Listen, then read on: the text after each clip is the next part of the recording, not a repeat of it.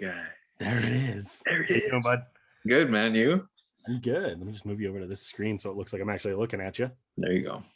Yeah, fuck, you look so pretty. Oh, thanks. You look like you've been leaning out a little bit. Damn. I have actually, yeah. It shows. You looking real good. Thanks, man. Fuck, I miss you, dude. Miss you too. It's been far too long. I know. Look at your little setup there.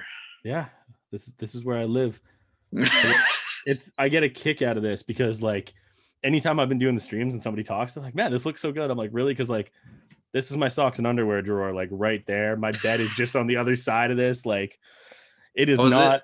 Is it you just have it set up in your bedroom there?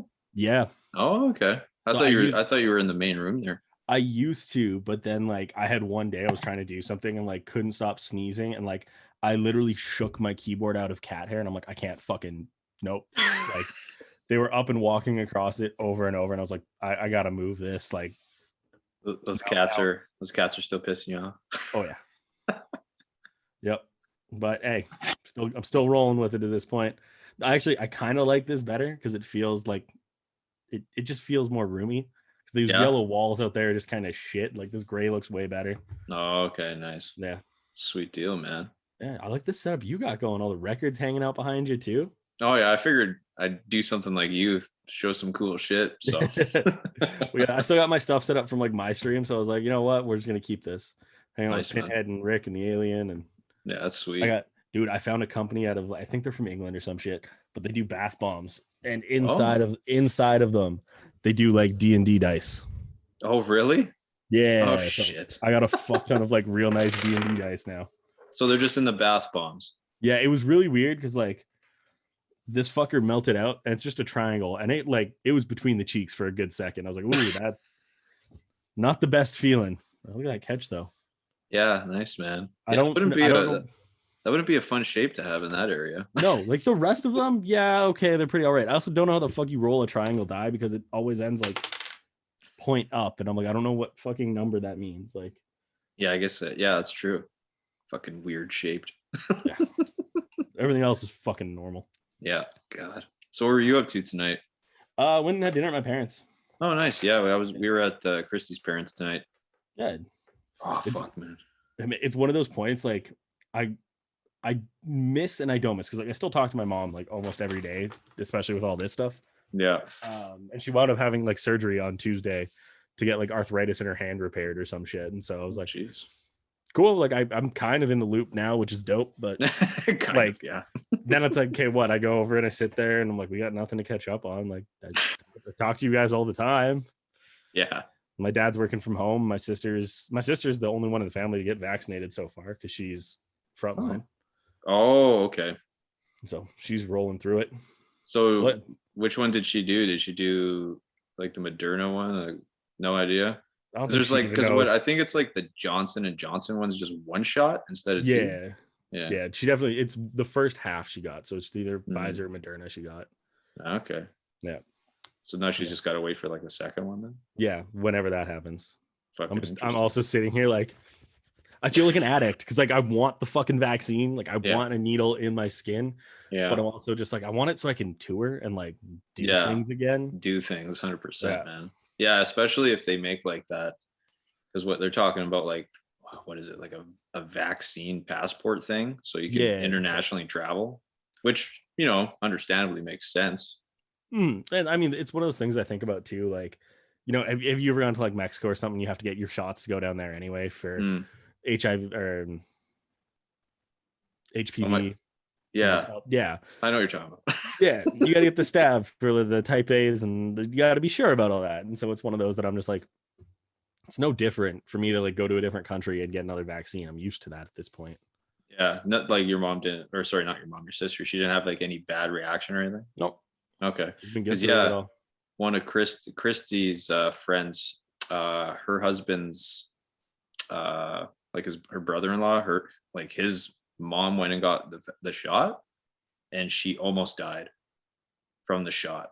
Jesus. Like immediately, as soon as they put it in her, like something fucked up happened. I don't know, it was like allergic reaction or something, but it sounds like it almost must have been something like that. Yeah, something crazy. I was like, damn, like right as soon as it went in, I was like, holy shit. Yeah. I'm sitting here like, let's go. Like you could come up to me on a street corner and be like, if I stick this in you, you can go on the road again. I'll do it. Like, no questions asked. Brad was doing an AMA on the band Instagram yesterday, and it was like, who's the band you want to tour with and why? Oh. And he's like, I'll tour with the fucking Wiggles at this point. I just want to get back on the road. Like, let's go. That and Wiggles slap. So come on.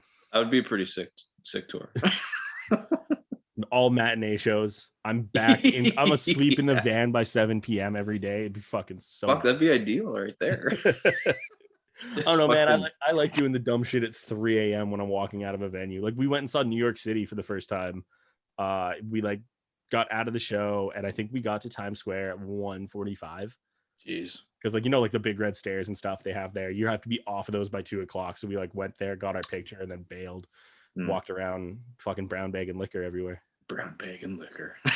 I'm a classy broad. Classy, man. Oh, that's good, dude.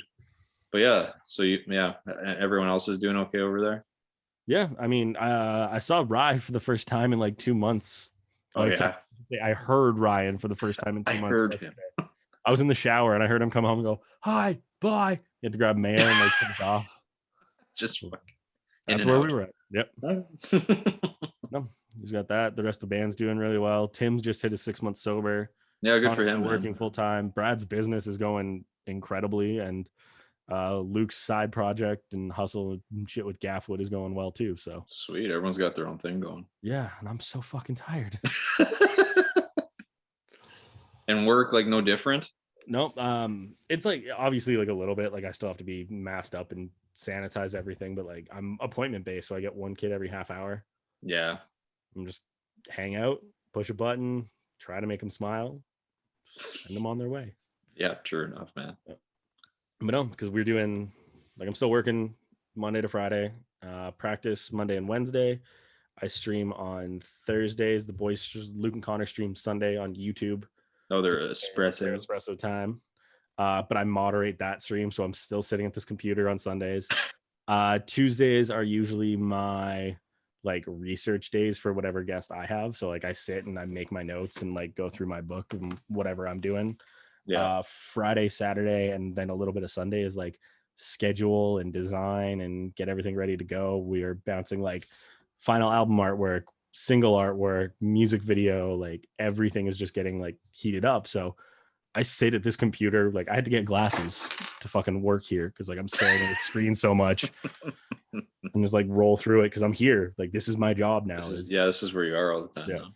Fuck. It's worth it. It's fun, but it's like it gets exhausting and it gets overwhelming really quick. Yeah, at least you're keeping busy with this stuff, right? Yeah, something to do.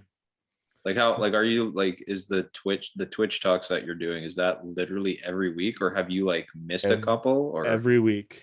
Every week. God damn. So who's pulling the guests? Is it you or is it like me? It's just you? Yeah. God damn, man. Good one. I know we like when it started, it was like almost the anniversary of when we were planning the Europe tour. And so I was like, oh, get Chief State on. Like we've done so many firsts with that band that we're like, let's do them as the first guest of this. And then like I kind of just went through the ringer of like, hey, who do we work with? Who do we know that has some cool stories and all that? And then after we did the Shane Told one, people started reaching out to me being like, hey, I want to be on it. And so I started like creative with it. Cause like there's some bands that I want to have on and like chat with, but they've only been around for like a year, 2 years. Like they don't have the length of a touring story.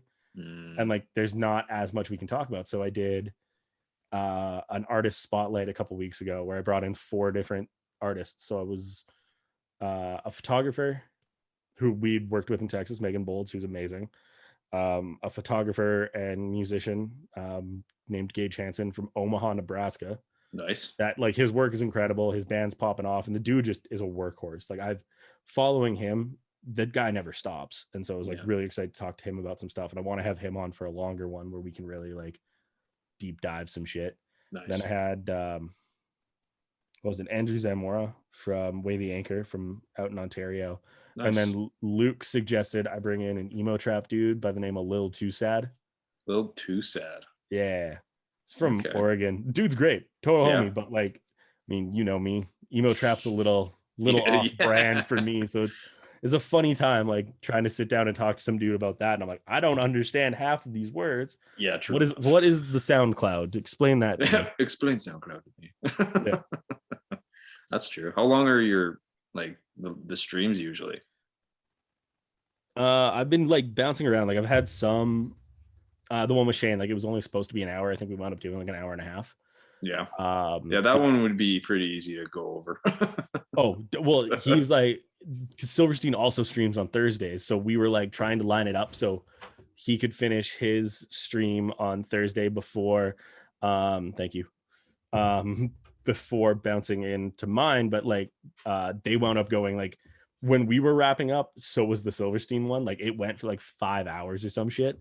No, and so he was like, yeah, like I only really have like half an hour. I'm exhausted from already doing all the streaming. And then we just like, you know, got talking, got down the rabbit hole. We were telling stories and having laughs and stuff. And so we just like kept going. I was like, dude, I don't want to keep you if you've got other things to do. He's like, no, I'm having fun. We're good. Nice. Yeah, that's good. That's what I like to hear. I think I had one go for just shy of 3 hours, which, oh wow, that's a lot. Like, yeah, doing this stuff is fun, but like I'm working a full-time job before it. And I'm usually like getting home from work like 45 minutes before I have to stream. And so I'm like, shower, quick food, get my beers ready to go. And then I'm just like, yeah. And then, I mean, you know, I enjoy a few cocktails. Oh yeah, for sure. Figured I had to grab one for this. So that's that what randomly showed up there in your room? Yes. I was like, you got an assistant? Goddamn. Yeah, Waterloo, Raspberry Radler. It's a great time. Nice. Yeah.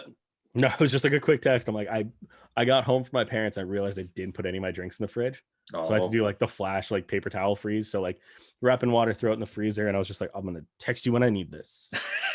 How long does that take if you do that way? 10 minutes. Oh, that's not bad then. Mm-hmm. Nice.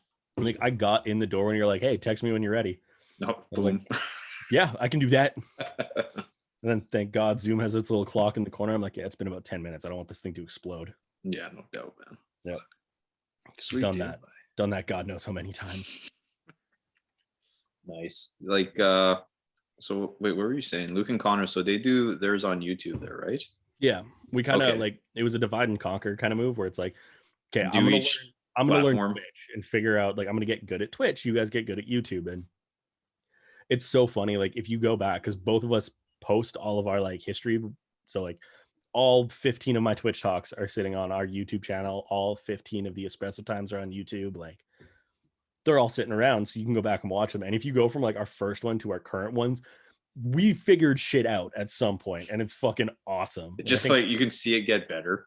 Yeah. Oh, incredibly. Like they used to just the espresso times to start, because they just stream off of a phone, was like you could see them holding it and it's like shaky, and they'd like accidentally cover the camera with their thumb. And so it was like, you know what, let's buy a tripod. So they have a little tripod now that like it's a glorified selfie stick. Like they just carry it that way and use it, but they can also set it down and do like cool shots with both of them in there. Like tomorrow they're baking a cake.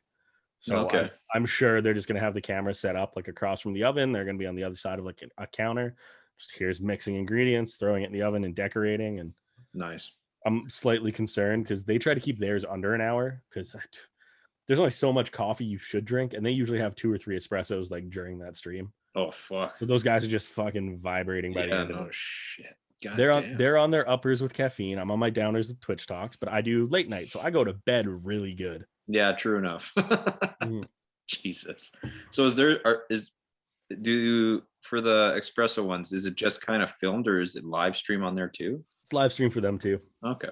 Yeah. Is there like any difference with the live stream with Twitch versus YouTube? Like any big differences? From like, I mean, the biggest thing is because I am sitting at the computer and I'm involved with both of them. The YouTube chats always seem to go like way busier. Because I feel like so many people are so accustomed to what YouTube is, it's easier for them to watch a stream on that. Whereas like versus Twitch. Yeah, I've had guests like, I don't know how to use Twitch. I'm like, you don't need to. Like it's a Zoom call. I'm screen sharing everything, like nothing to worry about. Yeah. And they usually kind of like warm up over that fact. But yeah, like I think just saying that, hey, I do these Twitch talks, it's such a weird kind of thing. And like even advertising wise, I don't know how many people were familiar with Twitch when I started it. Like I wasn't. I spent like 2 weeks just like, I was off work. I sat down at my computer and I just watched other people do what they do. And since so much of it is video games, it's like hard to get my niche figured out and realize like, hey, how do I do this to make it something cool and something unique? Yeah, true enough. Because I never even logged into Twitch until you started doing these Twitch talks. And then I was like, okay, I got to figure this out. Where do I go for this? Yeah. And it was just like sitting, I like dug through it. And I mean, the fortunate thing is like one of the reasons I reached out to Shane Told was he was doing his stuff, like all the lead singer syndrome stuff. Mm-hmm. He started doing video calls through streaming them on Twitch. So you got like the exclusive before it came out a couple weeks later. Okay. It was a really cool thing because I'm like, okay, so this is kind of the vibe that I'm going for. And then like Silverstein and State Champs and Grayscale, like so many different bands are starting to utilize it as a platform. I think it's growing, especially within like the scene of being an actual like usable platform instead of it being like, oh, well, what is this Twitch? Mm-hmm. Yeah, true enough.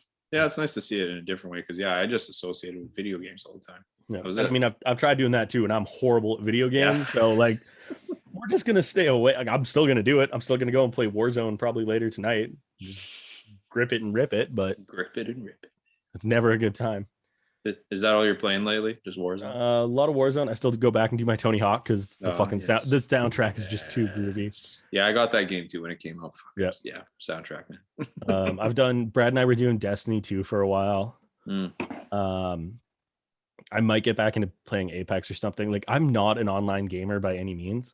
Yeah, I'm the same. But like, as long as I get like people I like hanging out with, it makes it a lot better. And so I'm just like, my roommate Terry, him and I'll sit down and like we'll crush Warzone for 2 hours a night, or every now and then I'll text Brad, and if Brad's not busy running a company, he'll be like, yeah, we'll play a couple rounds. We were playing a game. I got my ass handed to me in it, and he was carrying me. Like, we were gonna win, and he's like, ah, shit, I got somebody here who wants to look at renting a room. I gotta go. He's like, but don't worry, I'm gonna hide somewhere so we can still win this. And then immediately he goes away from like the mic and gets murked, and I'm like, been waiting 10 minutes to get back in this game, and he had to fucking just leave me high and dry. Yeah, no, I'm the same way. Like, maybe like years ago I would get into the online shit a lot more with random people, but I'm over that, man. I just want to play with friends. I don't have time to just be talking shit to random people. Right. God, I like the painting you got there with the friggin' animals there. Who did that? Boys? A guy named Eric Jeffries. I actually have a bunch of his work just like scattered across my desk. Nice. He did this pirate girl and this cyber wolf thing for me as well. That's cool. But he's an artist out of Kelowna, and like he just started doing tattoos. Like, he's only done 9 or 10 at this point. Oh wow. But I hit him up. Like, somebody else shared a painting they bought off of him. And I think I've bought 5. What do I got? 4 out in my living room and these 3 here. So I've got 7 pieces from him.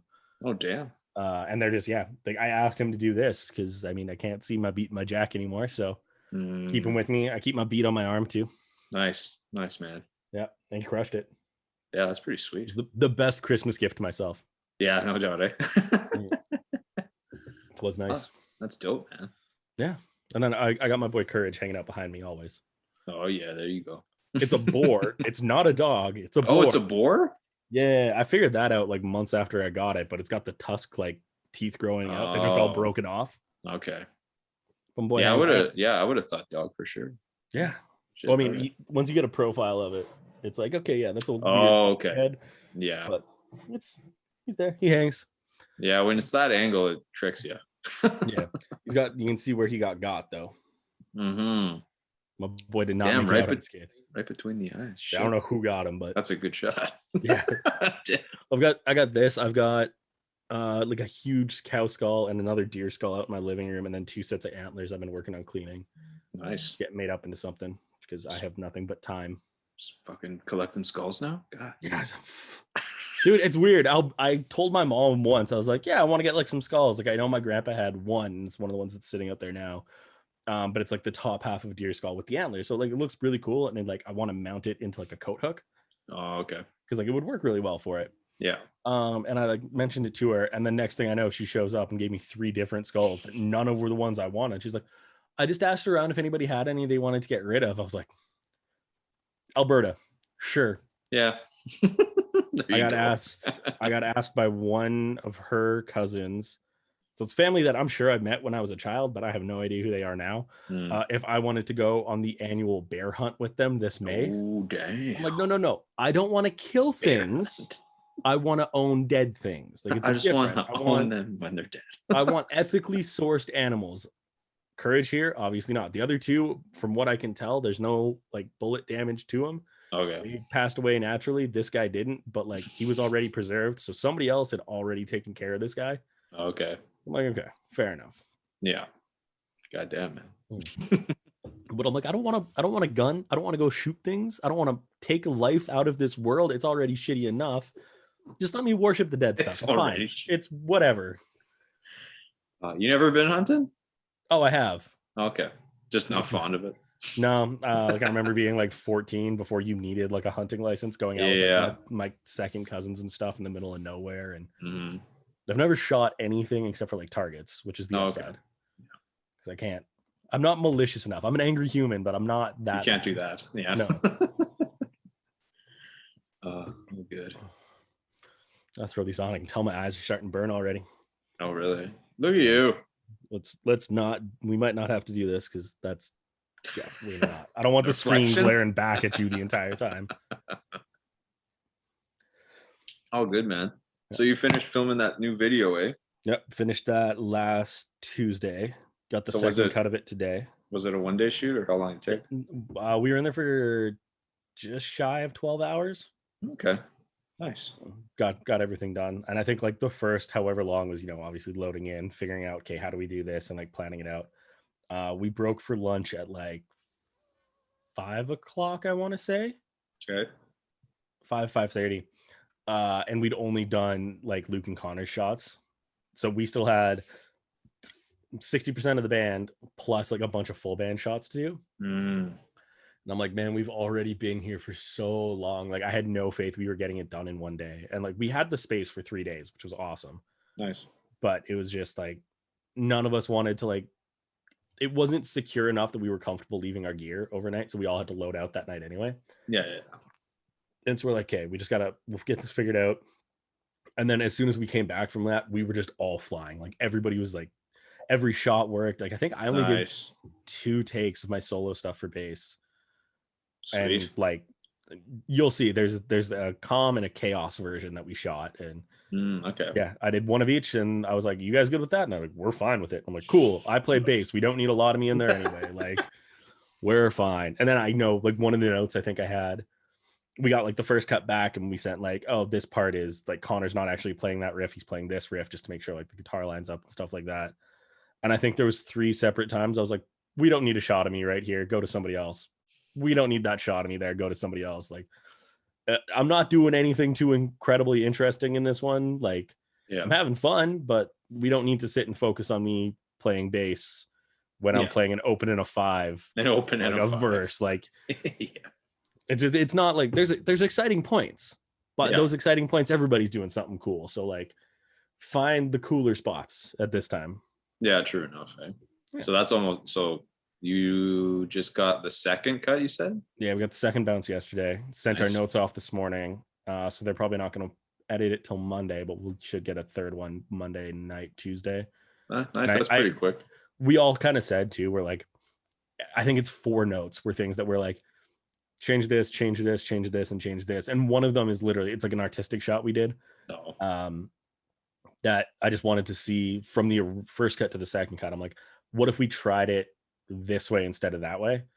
And we all saw it and we're like, nah, just go and do it the first way again. So it's like a revert. It's not even like a huge change. So it'll be super easy to do. So sweet. I'm sure Sam's editing is going to just be, here's another bounce. Nice. So for a record that, we recorded in July. Yeah, I was there. It is now March. Actually, I think I have a photo somewhere, like a Polaroid of you at the studio hanging out with us. I should find Polaroid. Damn. Yeah, I should find that at some point. But we did it in July. It's now March.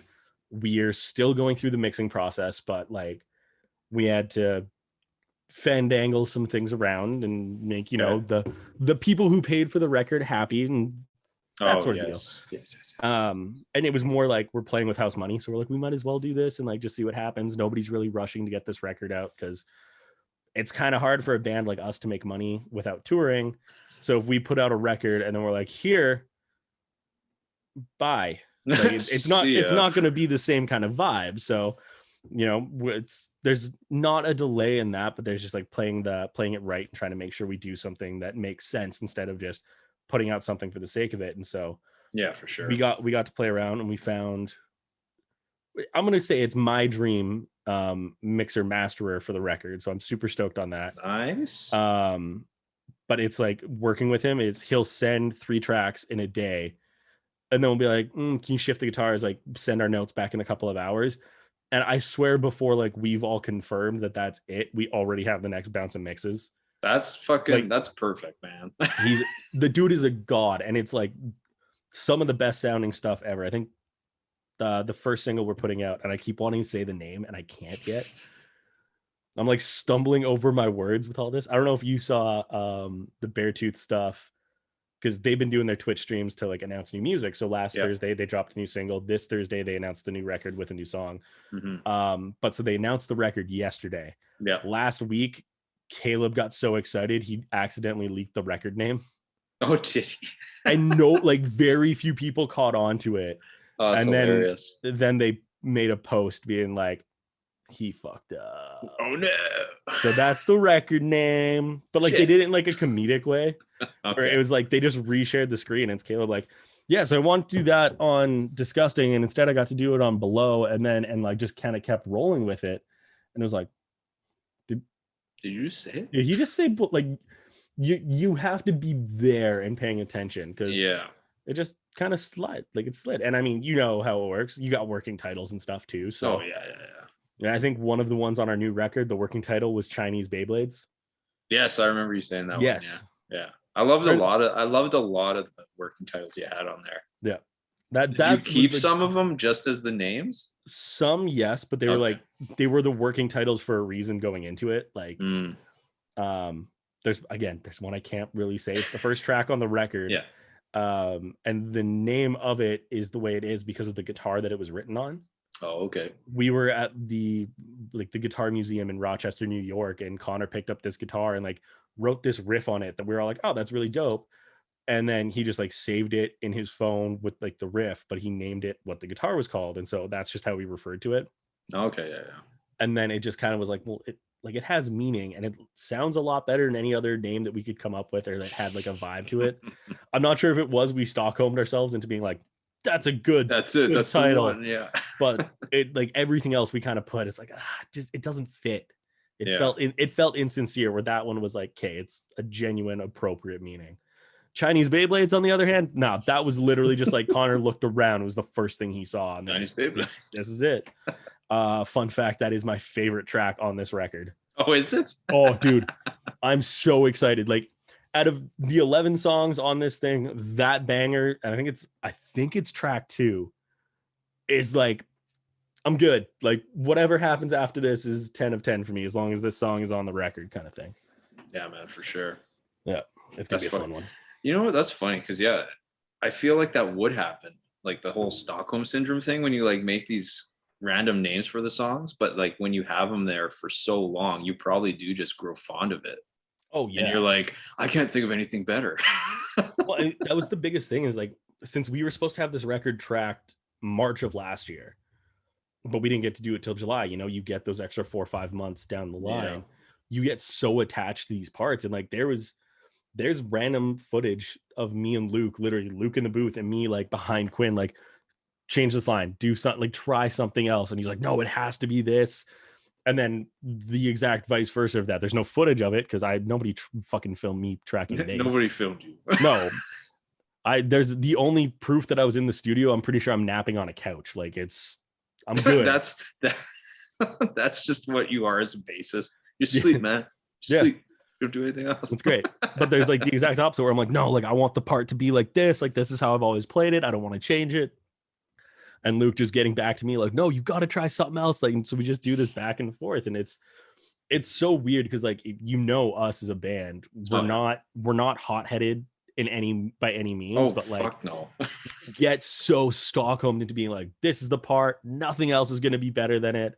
And then 6 months down the line, it's like, fuck, I should have listened to him and done that instead. And so like, we try really hard to keep our open head and like keep it level. And like Luke at one point, like I said, hey, he's in the booth going over lyrics with me. And it's, I think to the point that like the change was either this or that. Like that was the word that we were fighting over. This or that. Like, I can't remember what the actual line is, but it's like, I've had enough of that, or I've had enough of this. Or something like that. Super small. Yeah. And we were just like going back and forth. I'm like, just try it. It works. He's like, no, I don't like how that sounds. Like it's the at the end instead of the at the end. I'm like, you're making this. Like we're just going. It was like 35 degrees in the studio. We're all just hot and angry with each other. But Connor texts him like, man, just give 2 takes of it. You've got to be open-minded with this. And he's like, just do it. Connor just texted me and told me not to be a dick, so I'm gonna do it. Because he said like we were just doing things out of spite, it felt like, because we were just like, we might as well. It's almost like, fine, I'll do it just to show you you're fucking wrong. And then I think we wound up like compromising, and like the first pre-chorus is one way and the second is the other way. Okay. Like, it works. We did both, man. We did both.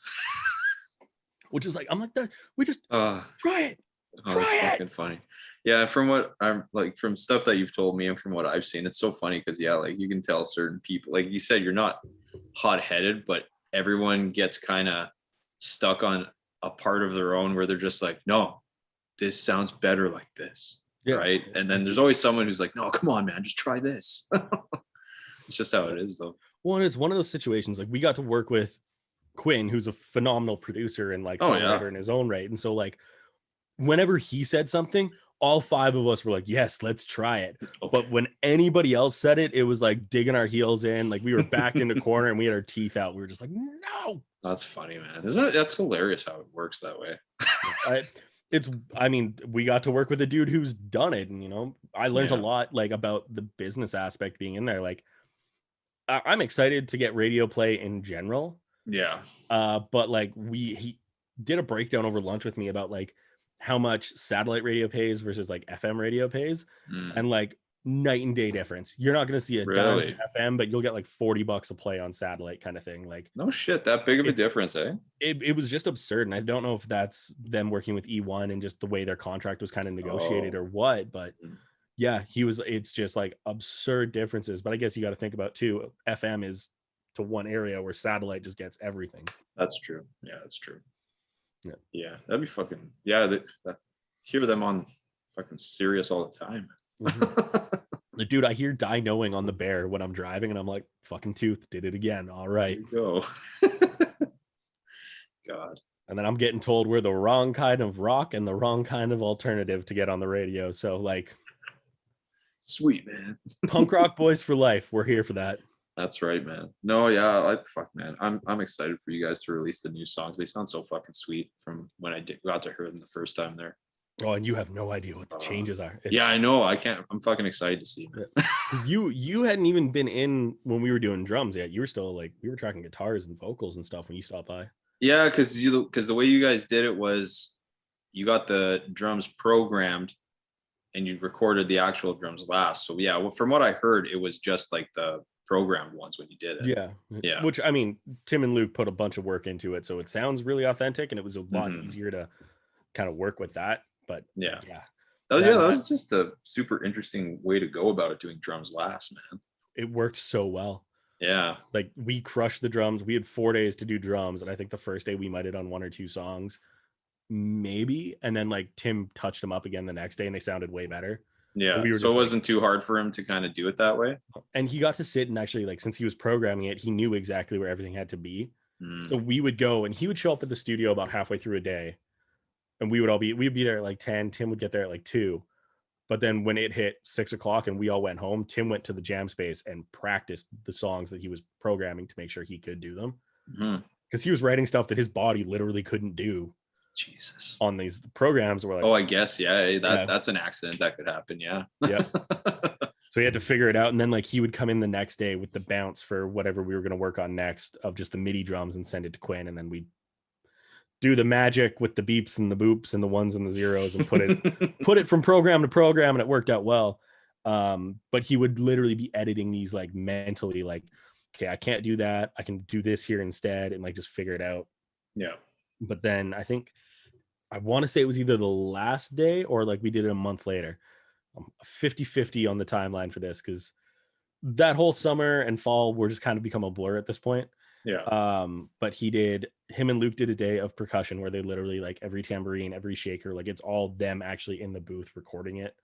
Like none of it is programmed stuff, which is in my mind a little wild. Yeah. A lot time consuming, but we had the time. So they're like, let's do it. Worst case Ontario is Quinn has to program in this, quarter time tambourine instead of it being the actual one. Yeah. But it worked out. They did that. I got to crack a beer. And there's one song where you're going to hear that. Oh, nice. I had gotten back to work and I get a text like, hey, can you bring beer to the studio? And I was like, I'm the one who drinks. Like, why are you asking? Like, we need to get the sound of a can opening. There was one beer left from like our cycle. Luke went to crack it and just blew it. Like, you're telling me he fucked up on a can open? Yes. Well, I mean, I'm trying to do it in time, and it's like you can't just go like and open it. Like you got to get that. Yeah. And he like did that, but he didn't get the pop out of it. Okay. And so like once he decarbonated it, you couldn't get both. So I was like, okay. So I rolled up with a 15 pack of PBR and was just like, I got this. It took 3 takes and I had it. And it's so funny because there's a video Connor got of me, and I'm standing in there in shorts. I think I kept my shirt on for this one out of respect. With a case of beer at my feet, and I like cracked the first one, I put it down, I grab another one, crack that in time, and then I pass this one over and I grab the third. And Quinn's just like, what are you doing with all these beers? I'm like, somebody will drink them. And I think we went in to listen to it, and I'm holding 2 and I'm just like double fisted, like, yeah, that's me. And I don't remember what song it is. I don't know what part it was, but I know I did it. I know it's in there. And our again, lovely mixer masterer made an Instagram post about it, being like, I love finding these Easter eggs. And the track is just called PBR Open. Nice. Plays it, and it's the perfect. Oh, that's awesome. So that's just how the song starts off? It's like in the middle, if not it's closer in the middle. To the end. Like it's just okay. It goes just with weird. Okay. It goes with a snare, a pause, and I think a hi-hat. So it's like okay, nice. Bizarre, but hey, I'm not credited properly, but I want the world to know that's out there. I did it. I'm the one who fucking put it in there. You know that can sound? Yeah. It was That's me. right. Yeah, put it on the fucking credits there. Good 10 years of training to make sure that one was right. Yeah. That's why they told you to bring the beer. They're like, we need a pro. Yeah. We need a pro, man. First one I shotgunned instead. Everybody was really confused. What the fuck? No, there's footage again somewhere. I'm shotgunning Red Bulls through that entire process. Like, oh dear God. I was just like, need one of these, go for it, back to work. Oh my God, man. Yeah, no, there's that. I did play I think I played a floor tom on this record. Just the floor tom? Yeah, we all played different drums at one point. What the hell? But I got the floor tom. Quinn's playing a kick drum with a shoe instead of an actual beater. Oh, okay. So he's just kicking. He's just kicking. No, he took his shoe off and he's holding it, and okay, it worked. It sounds huge. See, that's the beauty of being in a studio, man. Just fucking around and experimenting with shit. Yeah, especially weird shit, because just the strangest things. Yeah. But it's a beauty when it actually works out. Yeah, well, and I mean, again, like when working with people, be it Quinn or the GMP dudes with the video stuff, like they're trained well enough and they know their tricks and they know how to make something cool if it's not cool, and make something cool even cooler. Yeah, make something ice cold, if you know what I'm saying. And so we just get to roll with it, and like again, we learn so much as a bunch of I'm 27, but I still call myself a kid when it comes down to the scene and the professionalism aspect of like, I'm gonna learn, I'm gonna adapt, I'm gonna try new things. Like I got a mixer from Luke, so I can sit and like figure out how to do things here, and like maybe I can write a song one day. There you go. That's not just bass. Just bass, yeah. Yeah, I think that goes with like that whole 10,000 hours thing. You know what I mean? You just perfect that, your style or whatever you're doing. Like I had this thought. I'm like, because like Captain's been going for over 7 years now.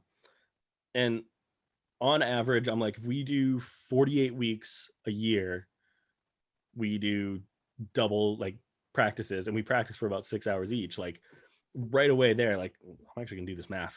Do it. Let's figure it out right now. where we're at. Open the calculator. It's 48 weeks times 6 hours a week, so that's 288 hours times 7 years.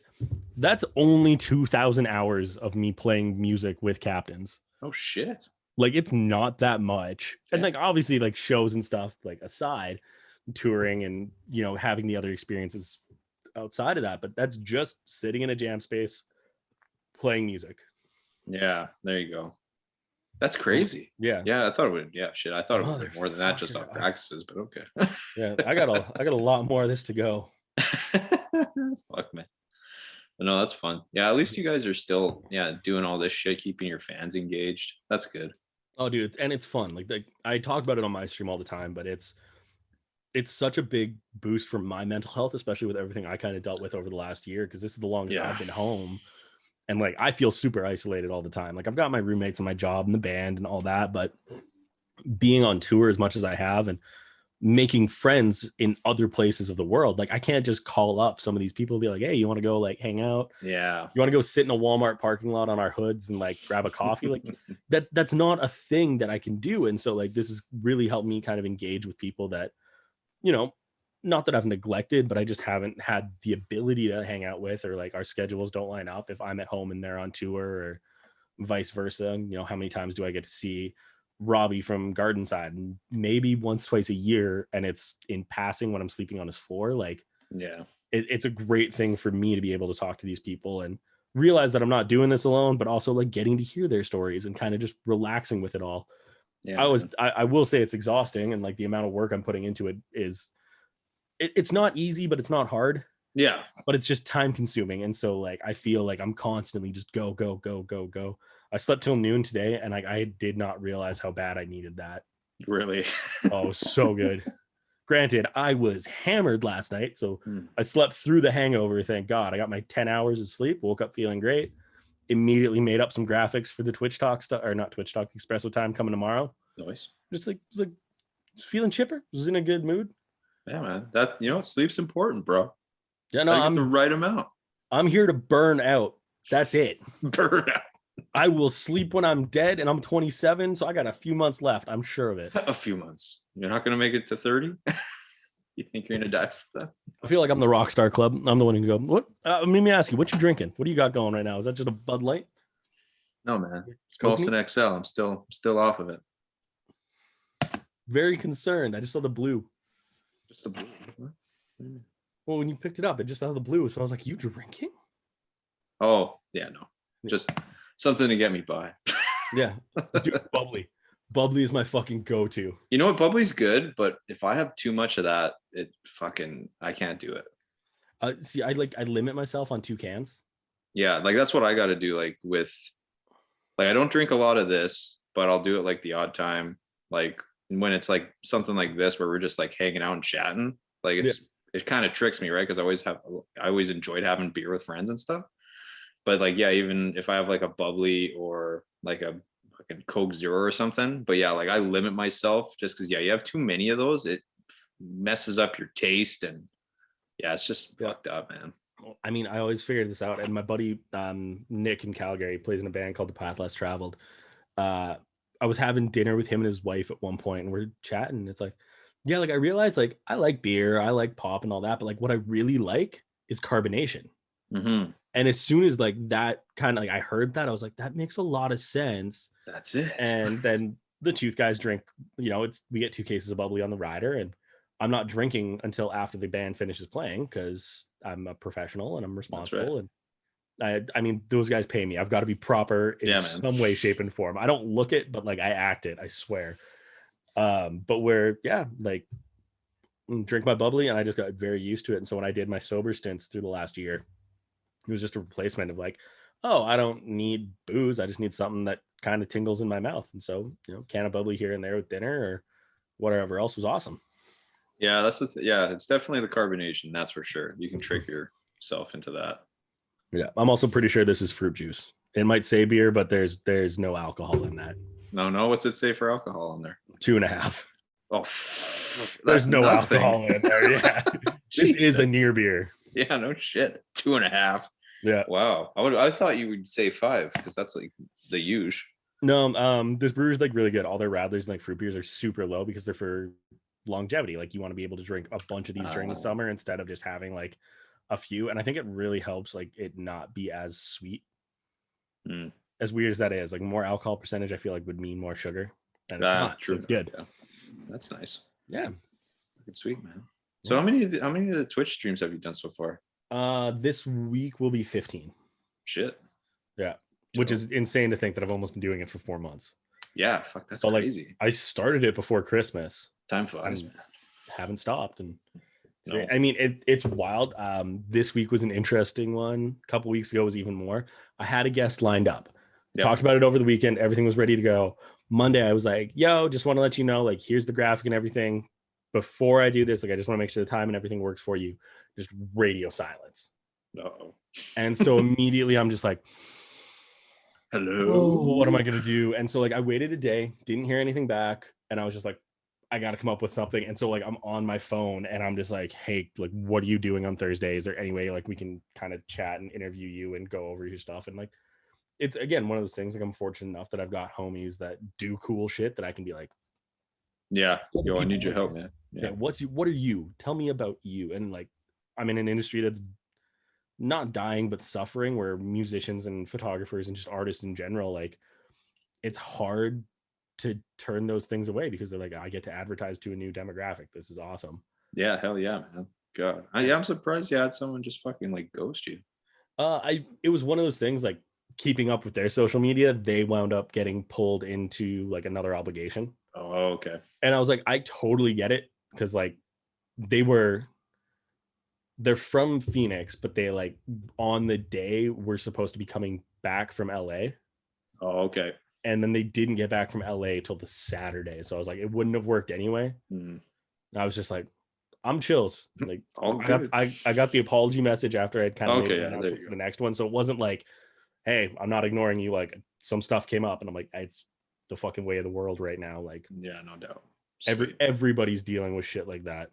Oh yeah, man. Yeah, it's been fucking crazy time. Yep. Yeah, man. My mom went in for surgery on Tuesday. I had my grandfather go into the hospital like 3 weeks ago, and he still hasn't been released. For they didn't know. He was just like not doing well, and then it got like really bad, and then he like got like immediate dementia for a hot second. And then it went away, and then like he got hit with like an Alzheimer's thing, and then that went away. Jesus. And then I think they diagnosed it as blood poisoning. Really? Because he's had 2 hip surgeries, and one of them was starting to grow like cysts and stuff, and so all the like bad shit inside of a cyst had ruptured into his bloodstream. Wow. And was fucking up his head.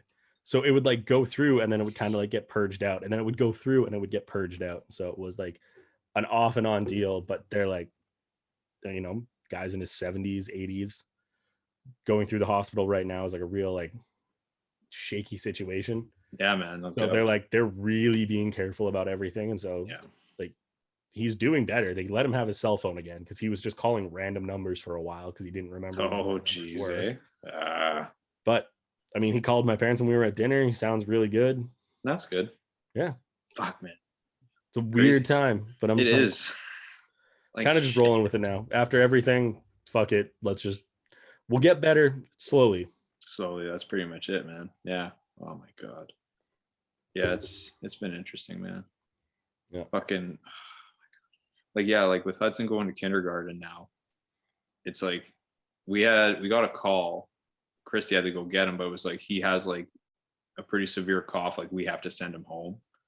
And of course it's like now we gotta go get him tested, and we gotta wait for the test results, and we gotta wait for this cough to go away. So then like Christy's got to stay home from work and all that shit. So it's just like, oh my God, this is like such a gong show. Right. Versus like before where it's like, oh, I'm sick. You're gone for the day. You go back. Like, yeah. You know, nothing crazy dragged out. Oh, it's insane. It's been a weird year for me, like especially being in schools with shit. Cause like, yeah, I've got to be over the top and like careful with everything to begin with. And I'm sanitizing, and like my hands are fucking painful from all like the sprays and the lotions and shit. But I mean, this is also kind of sending people into like a weird place. And so you heard what happened in Leduc. couple weeks ago? I did, yeah. I was supposed to be there on that Friday doing grad photos and stuff, and I was just like, I called them and I'm like, you guys don't want me there, right? And they're like, we forgot you were coming. Yeah, we're gonna cancel. And I'm like, good. Wow, man. Like but people are just slowly going, kind of off the deep end. I think a lot of extremes are coming out, and you look just south of the border and everything going on down there, and like, I think we're day 7 straight of a mass shooting somewhere in America today. Yeah. And it's just like, it's exhausting. Like, it can't describe it any way. It's super upsetting. It's taking a toll on everybody's mental health. And like, I'm up here and I'm safe, but like, I go on the road. Yeah. I go to a lot of these places. I've been to a ton of those places, and it just stresses me out. Yeah, man. Yeah, I bet you can't wait to get back on the road though when you can. I've lost my mind at home. Yeah. Like, I've always made the joke and whatever else that I'm more at home in the back of a van or whatever, but like, I still feel like a stranger in my own house being here for this long, because I'm not used to it. I feel like this is like a temporary stop, and I'm going to be waking up and jumping in a vehicle and driving for 6 fucking hours and hating every second of it away. No shit, eh? Jeez. Peeing in Gatorade bottles and like eating beef jerky from a gas station for dinner. Like, I'm used to it. I'm comfortable with it. My body's adjusted to it. Yeah. I granted, I love cooking, so like having my own kitchen again is fucking great. True enough.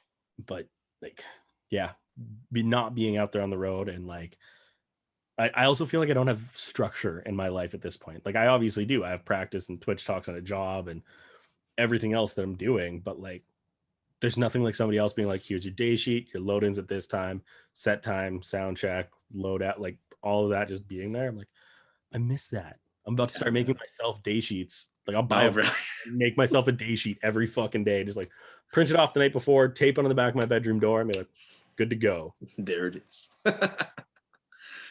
Man, that's hilarious. Yeah, I can't. Yeah, it's gonna be nice when like we're able to like play shows and stuff again. Well, I'm past that point. I'm excited for that point. That's gonna be awesome. I want to go out to a bar and see like 5 of my friends. Yeah, no shit, true enough. Like that's my big thing. Is it would just be so cool to see people again in an environment that's familiar. Yeah, it's been way too long. Because I think like the last time we really kind of got together that way was for your birthday in September there. Kind of. Yeah, that was like, we were able to go out to like restaurants and shit before they kind of really brought the restrictions down and shit like that. And I think, I don't know, did you end up, because you were supposed to go to fucking, was it Red Star with Dan that night? Yeah, no, fuck no. You never did go to that? Because I think by the time we left, I was like, I'm going to bed. Fucking tired. Yeah. Was the last sense of fun and good times I had in a long time was that night. Yeah, man. God. And then, yeah. Have you seen Dan or Pat lately? Dan's in the Bahamas and Pat's in Toronto. How the fuck did he get to the Bahamas? He got hired out. He's painting an entire resort down there. Holy shit. Okay. Because I was like, how the hell did that happen? Yeah. No, with all these crazy restrictions. He made some post about something. He's like, hey, I need a few extra hands to paint in the Bahamas. I was like, what kind of bullshit are you on right now? Like, what are you talking about? He's like, I'm going to the airport in the morning. I got hired to do this resort down there. And it's been, I think he's on 6 weeks right now. I think he has another 6 to go. That lucky bastard. And he's just like living on a beach, painting, like having the time of his life. I know, I've seen his fucking like Instagram stories. He's like doing fucking workouts over there. I was like, what the hell is this? Yep. Not cool. You bastard. The rest of his band is in Toronto writing a record. Yeah, I was texting Pat there. It was so funny because he's gonna do one of these with me, and I was asking him, I was like, yo man, you good for like tonight or whatever? And he's just like, oh man, like we're doing a shoot, like he's like, plus I just had some mushrooms, so probably not a great idea. It's like, oh man, that'd be fucking perfect content. That makes such good sense because he is doing horrible in our fantasy league. I had to go check it. Like, I'm not doing good by any means, but like I'm not really good at fantasy sports to begin with. I just like having something to compete with. Yeah, like having fun in there. Yeah, I need a little bit of testosterone in my life for whatever reason. But first of all, his fantasy name is Kesha featuring Pitbull. Lovely. He was Pink Whitney's last time, wasn't he? Yeah, he was. He left one of his starting goalies on the bench today. Who? Lost Merzlinkins. Oh, okay. Columbus's goalie. Oh. Yeah, left him on the bench, lost 12.5 points. Left Boone Jenner on the bench, lost 6.5 points. Like, he's just not doing good. He's very, very distracted. Yeah, obviously. But hey, I'm 2 places up on him, and I'm sure by the end of tomorrow I'm gonna be up 3 places at least. There you go. Who's number 1? Cam, our manager. Oh fuck. Yeah, but I mean, Birch is he's in one with state champs right now too, and it's like he's doing good. Nice. He just knows his shit. Yep. The man lives and breathes hockey, golf, and lighting design. Lighting design. Man, I'm so excited to get back to like shows and maybe having a budget one day that I can be like, Cam, can you design us a light show? That'd be fucking sweet. It's like what he did on those Tooth shows was incredible. And then like, you know, he's been his warm up to get back into it because obviously new record for Tooth. He's got to start programming now. Yeah. If he ever gets to go back on the road, he's got a plan already in place, kind of thing. But he's using Captain songs as a warm up for him. Nice. And so like he'll send us little clips of his like visualizer of like it going on, and I'm like, motherfucker, you bet. Can't wait. Fuck, man. Yeah, it's gonna be exciting when everyone can just kind of get together versus just we need to have like a barbecue or something. Even socially distance, we'll just like set up a barbecue and everybody can go cook in rotating turns. Yeah, well, fuck, my neighbors, like they're out there having like a fucking fire right now. It's like a few people that came over. Yeah. Right. So it's just like, yeah, whatever, man. Gotta do what you gotta do. My parents had us over for dinner tonight. There's, you know, my mom, my dad, my sister, her boyfriend, me and Ann, and we're just like hanging out. And we go to leave, and their neighbors have like a block party going on their front, like driveway. Oh shit. Like there's a fire pit, there's a TV that they were watching the game in, and there's probably like 20 odd people like standing around with solo cups, like hanging out. And I'm like, pretty sure you're a cop, dude. Like, what the fuck, man? Just living off it. But hey, like they were all like standing apart, and like from what I could tell, it was like family. Okay, so they were kind of doing they were distanced and like proper with that, but it's a weird thing to see, like a gathering. Yeah, true enough.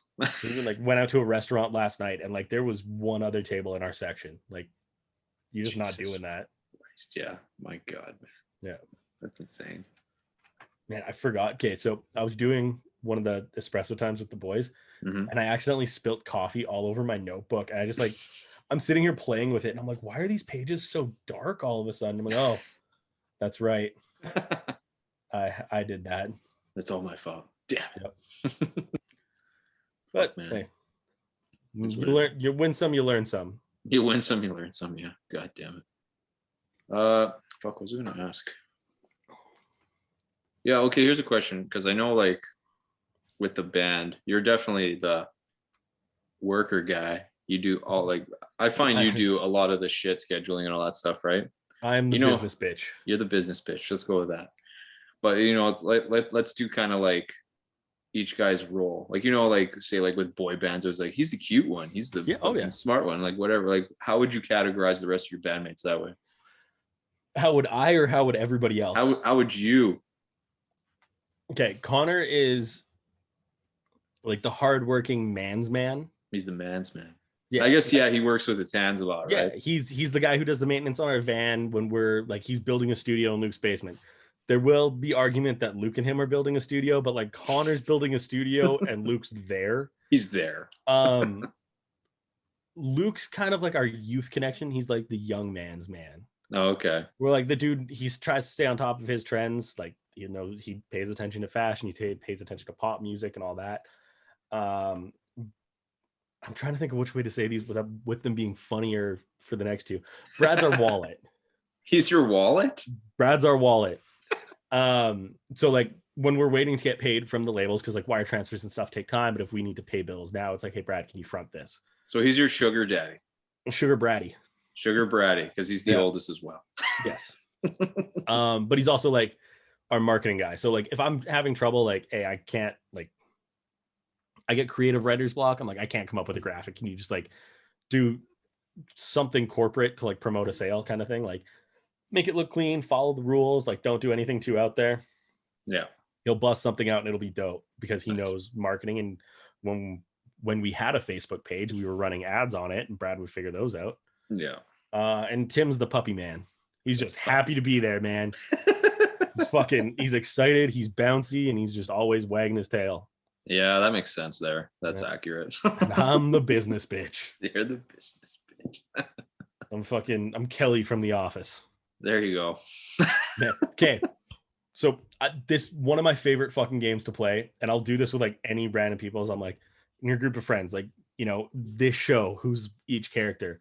Okay. And we sat down and we did It's Always Sunny characters for the band. Oh, yeah. Okay. It was fucking hilarious because it was that all makes sense. Who was it? Luke is Charlie Day. Okay. Obviously. Tim's Mac. Yeah, I can see that. Connor's Dennis. Okay. Brad's D, and I'm Frank. And like all of it, you're just like, yeah.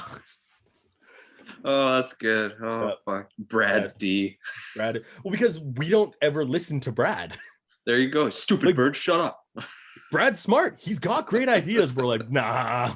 We're not listening to that guy. Listen to Bird. You're Frank. Fuck, that's good. But could you see it any other way? Like, would anybody else in the band be Frank? It'd be me. Yeah, it'd be you. Can I offer you this egg in a trying time? Like, I fucking love that show, man. So good. Oh, dude, I pay for FX like on TV just so I can like watch that show. On demand it on fucking FX now on the Apple TV. Yeah, that's a show. That's a must-watch show, man. Yeah. I watched it for the first time in Portland like 2 years ago. Like I was not into it at all. You were fucking behind. And then I was like, this is awesome. And then that's my shit. Like I've wrapped it more times than I can count. Yeah, I think I got into it like after, I don't know. I guess I was pretty early. Like they were like 3 seasons in, and I had friends who were like, "Man, you got to fucking watch this show." And yeah, ever since then, I'm just like, "This is the best." Yeah, it's so good. It was just so hard to watch up here for the longest time because like with the stations and shit. I can't believe it's been like they're on like what 14, 15 seasons, something like that. Yeah, that's fucking insane, man. That like it's been on that long. Like I'm trying to think of like me doing something for 15 years, and I'm like, no. Like I finished high school 10 years ago. So like playing music is like a 9-10 year thing for me at this point. Yeah. But like that's the max of it. And there was some hard breaks in there. So yeah, no doubt. Yep. Like maybe I guess being tattooed. Like just having one was 10 years ago. Oh yeah. Yeah, true enough. But I feel like you're constantly getting tattoos though. I haven't since December ish, and I'm itching. Like I'm like, yeah. Because I want. What's the next one gonna be? The next one's probably gonna be a small banger. But like the next big one is gonna be my stomach. Next big one? How big? Like your whole stomach? We got some real estate here to go over. Look at that. Yeah. What are you gonna do on the stomach? It's gonna be a fox head with 3 eyes, so like 1, 2, 3, and then an inverted cross coming down.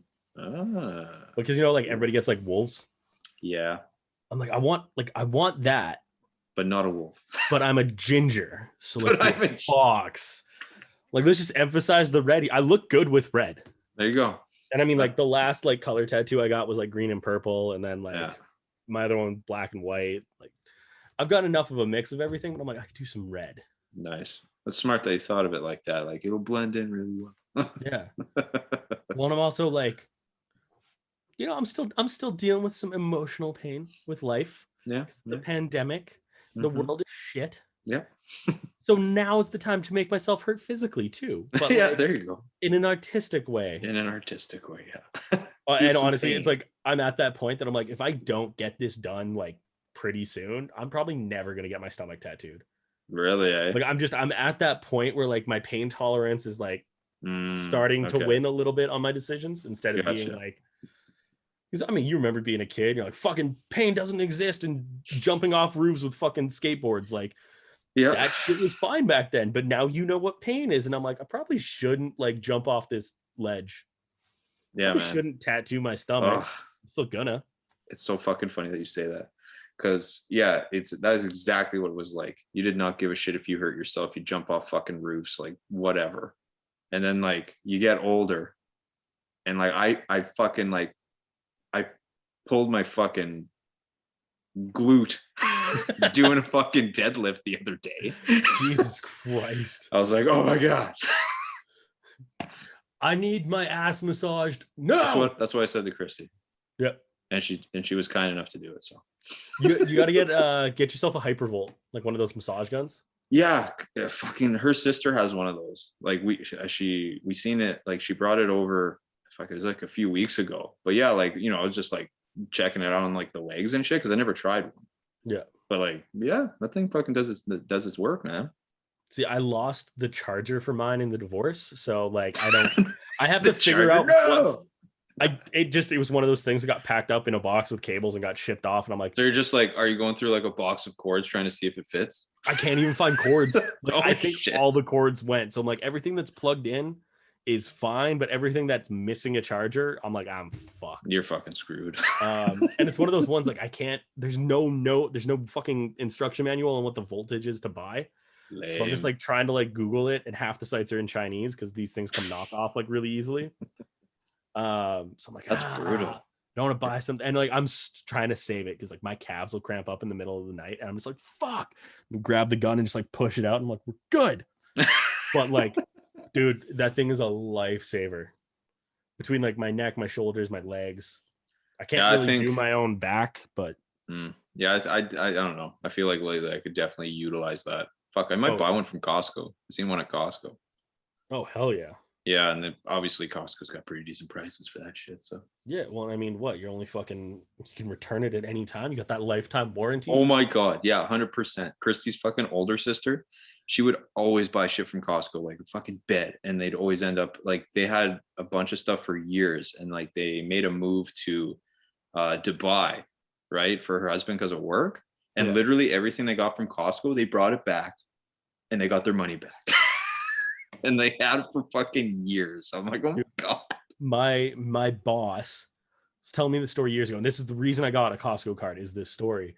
But they had bought a treadmill when their oldest was born, to help like his wife after like the postpartum, like get back in shape and just be moving again and all that kind of stuff. And then he started using it, and then it sat for like 7-8 years.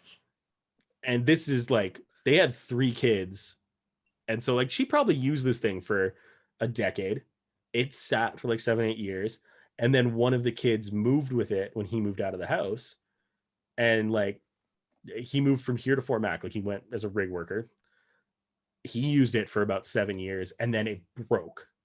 Like something went wrong. And he was like, hey, like, do you have warranty on this thing? Like just total crapshoot, one of those kind of situations. Like, yeah, don't think there's warranty, but we got it at Costco, so like let's just see if they'll take it back. And they found the receipt from it, and it's like they just took it back, and they're like, hey, we bought this here, and like, cool, here's $500. Like, holy shit. A broken 25-year-old treadmill you can just give back and they'll pay you? That's fucking insane, eh? Sold out. So down for something like that. Yeah, I would buy a membership right now. Yeah. I'm now sales pitching for Costco. I get a 10% kickback off every registration I bring in. Oh, fuck. Some multi-level marketing shit just like that. Like, hey, you want a membership? Yeah, no shit. Oh, what the fuck? What was it? Yes Man with Reese Darby. He's like, I got these at a place called Costco. Oh, yes. It's for members only, but I'm sure I could get you in. Yeah, I'm pretty sure everyone can go in there. No, it's exclusive. Just no, but I can talk to somebody about it. Yeah, fuck, I love that guy. Great movie, great guy. Great fucking movie, man. God damn. Fuck, what have you been watching lately? I've been going through the ringer on a bunch of shit. Started doing Jesus and Miro, which if you I've watched a few of those. If you can find the old stuff before they moved over to Showtime or whatever, it's way better. Okay. The Purge TV show. How's that? Unreal. Really? I had zero expectation going into it. I was like, I'm not gonna like this. Like, I wasn't a fan of the movies, like kind of whatever. But they do it in like a 24 kind of way, where it's like it's a 12 episode season. Mm-hmm. And so each episode is like an hour of the Purge, is kind of what it feels like. Okay. But it follows like 4 or 5 kind of storylines, and so like it keeps it like going for you. And it's a decent storyline for a lot of kind of unknown actors, and it's got Billy Baldwin in it. Billy Baldwin. Yeah, not Alec, but shitty Alec. The other shitty one. Yeah. Been doing that. I've been going through the Marvel movies again because it's been forever. Watched the Mighty Ducks TV show yesterday. The first episode came out on Disney. I watched the first one too because I seen that pop up. I was like, oh shit, I gotta watch this. I don't know how I feel about it. Yeah, I don't know. Because like I'm a big fan of the original, and like Bombay was a fucking icon, and then they bring him back in this, and I'm like, he's kind of a douche again. Like, yeah, he kind of just went back. Understandably, but like, Yeah. Trying to think what else. Oh, yeah, man. With pandemic, it's just like watching so much TV and shit. Oh, and I mean, I've been finding out like I fucking love my true crime shit. Like I listen to a lot of podcasts and stuff. So like, have you watched like a bunch of the fucking documentaries on Netflix? Oh yeah. Oh my god. I've been watching them in high schools when I'm working. Like I'll bring my laptop. So I'm doing grad photos in a room, and I have a kid every half hour, but I can usually get a kid's like photos done in like 15 minutes. I get 5 minutes to like sanitize everything, and then I have a 10-minute break. So I'll have my laptop just sitting and playing like Night Stalker. That's exactly what I was picturing you fucking watching there. And then some kid comes in and it's like, and this is the scene of this grisly murder. And I'm like, shit, pause. Hey, you're here for photos? Like, the upside is most kids have a decent fucked up sense of humor that they're like, yeah, I'm watching it too. And I'm like, yeah, good. Yeah, because I'm just thinking of all like the fucked up scenes in that. Oh, and it like that's up there. That was a great one though. Night Stalker was fucking so good. Did you see they're doing Evan Peters is playing Jeffrey Dahmer in a new bit? No. Yeah, and he looks good for it. Like, you know what? Just thinking of him, he'd be fucking perfect. Yeah. There's been how many Jeffrey Dahmer ones lately, especially that have come out, but this is one that I'm like, I might actually watch like all the way through because I usually like, was it Extremely Vile and Shockingly Evil? Yeah, with Zac Efron. Yeah, and I'm just like, I can't back it. Like it's romanticizing it more than it should. Yeah, it's definitely that one was more, let's look at it the angle from her perspective, right? Yeah. Yeah. So that was a different take. It was interesting. Yeah. But like, with the Jeffrey Dahmer one, like the last one that got pretty good notoriety was with Jeremy Renner, right? Yeah. Yeah. That was a long time ago. Yeah. I mean, that gets what, 15 years, if not more? Yeah, man. That was like one of his like more noticeable roles. Yeah, it's when he started coming out. But I found out they have like 12 seasons of Criminal Minds on Disney Plus. So I'm like, thank you. Oh yeah. That's probably when they got Star on there, right? Yep. Yeah. They don't have all of it. They have 12 seasons. It's enough for me to live through. Fucking true. And then you watched the Unsolved Mysteries? Yep. I was doing that while we were recording. Oh, nice. Yeah. So I did like those 6 episodes. Like usually I was like sitting on that couch. I just have my headphones in and I'm like watching something like that. And it's like, you need to go play bass. And I'm like up there, like, what the fuck were those aliens about? Like, yeah, exactly. Yeah. My head is I can't believe that shit. Yeah. But it's like, I'm kind of the only one in the band that's into like, I like the true crime stuff. Brad and Tim are a lot of conspiracy things. Connor loves like World War II and like history and period pieces. Oh, yeah. And Luke's like comic books and anime. Okay. So like everyone's different. There's like a really weird crossover where we'll like, if we find something all 5 of us are fucking into, like we get really excited about it. Yeah. Stand-up comedy is a big one for us in that regard. But like, yeah, sitting and watching Unsolved Mysteries, not a single one of them have seen it. But then they all watched, I think all of us but Luke watched The Last Dance, like the Michael Jordan documentary. And it's things like that. Like, 3 or 4 of us will like something, the other 1 or 2 won't. And it happens to be the same with music too. Yeah, there you go. I don't like the story so far, and they all fucking love it. They all fucking love it.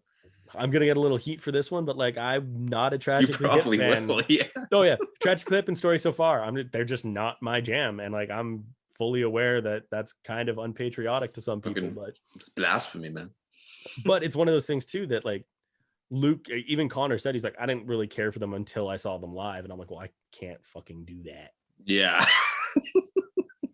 Just not gonna be for me. Yeah, that's fine. I don't know. I feel like there's always, someone's got someone they don't like. That's kind of like, what? Yeah. How dare you? Well, and then there's like the exact opposite. When we were in Europe with Tooth, we're like sitting in the bus and somebody's got music playing, and Caleb's like, somebody should put on some Billy Talent. And I'm like, what the fuck? Like, yes, but what? But what? Like, I was really excited. He's like, I love Billy Talent, man. Like, I just want to write riffs like this, and he's just going ham on it. And I'm like, hell yeah. Fucking Because sweet, that's like, man. that's one that as a Canadian, I'm like, no, they're ours. They're You ours. you know this, but they're ours. Yeah, exactly. It's wild. When I was doing the interview with my Twitch talks last week before. Where am I at here? Uh-oh. Yeah, it would have been last Thursday. I think so anyway. I don't know. No, two Thursdays ago, because I did Gabe this week. I did Tim and Sam the week before. But Sam Guayana was talking about like mixing Cold Front and like all their stuff. Like, I fucking loved Cold Front. They were a dope band. Like, I bought their record, loved it. Like, we played shows with them. I was really bummed out when they broke up. Fortunately for them, they broke up, which meant we got signed to EVR. It just happened to work that way. Yeah. But they were an incredible band. He's talking like, yeah, I worked with this band called Cold Front. I'm like, dude, Cold Front's dope. He's like, you know Cold Front? Like, it didn't click to him because it's one of those, like, they're from Hamilton. They're a Toronto band. So like when bands like that go out and like everybody else starts to hear about them, you're like, okay, that's sick. But like, how do you know them? They're ours. The same way I felt like about Billy Talent. Yeah. Like, Sum 41's fucking Sum 41. They've done shit everywhere. Yeah. Rise Against, same kind of like all those things. But then you get us and it's like, we're keeping Billy Talent. Like, no. Yeah, fuck you guys. Yeah. I saw Billy Talent play at Rexall from the floor. Like, it was a dope show. Yeah, I still remember seeing them because they were opening up for Sum 41, and that's when they did a show at Shaw Conference. It was before Billy Talent released their first single, so like it was before they kind of started to get pretty big. Does This Look Infected tour? It might have been, because I was there too. Yeah, we were there. Yeah. I didn't even fucking know though. That was my first concert, like that I like like that was one I wanted to go to. Yeah. And my mom came with me. Nice. So it's me and my mom. Like, I didn't go with any friends. I went with her. Just you and your mom. That was it. And watched Sum 41. Dude, Does This Look Infected? Oh, yeah. And that was the one where like the video started and Steve-O became a cannibal and like ate Derek. Like, it was 100%. Fucked up. Yeah. That was my introduction to concerts. And I was like, this is cool. And my mom's like, you're never going to a show again. This is insane. And then years down the road, I went to a local show, and now here the fuck I am. There you go, man.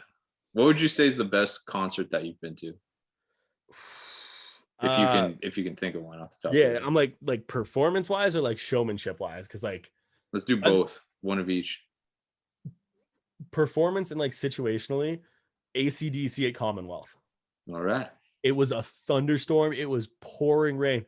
But they started playing Thunderstruck, and like as like the drums hit, lightning hit at the same time. Like, it was like they programmed the sky, and I was like, "What is happening?"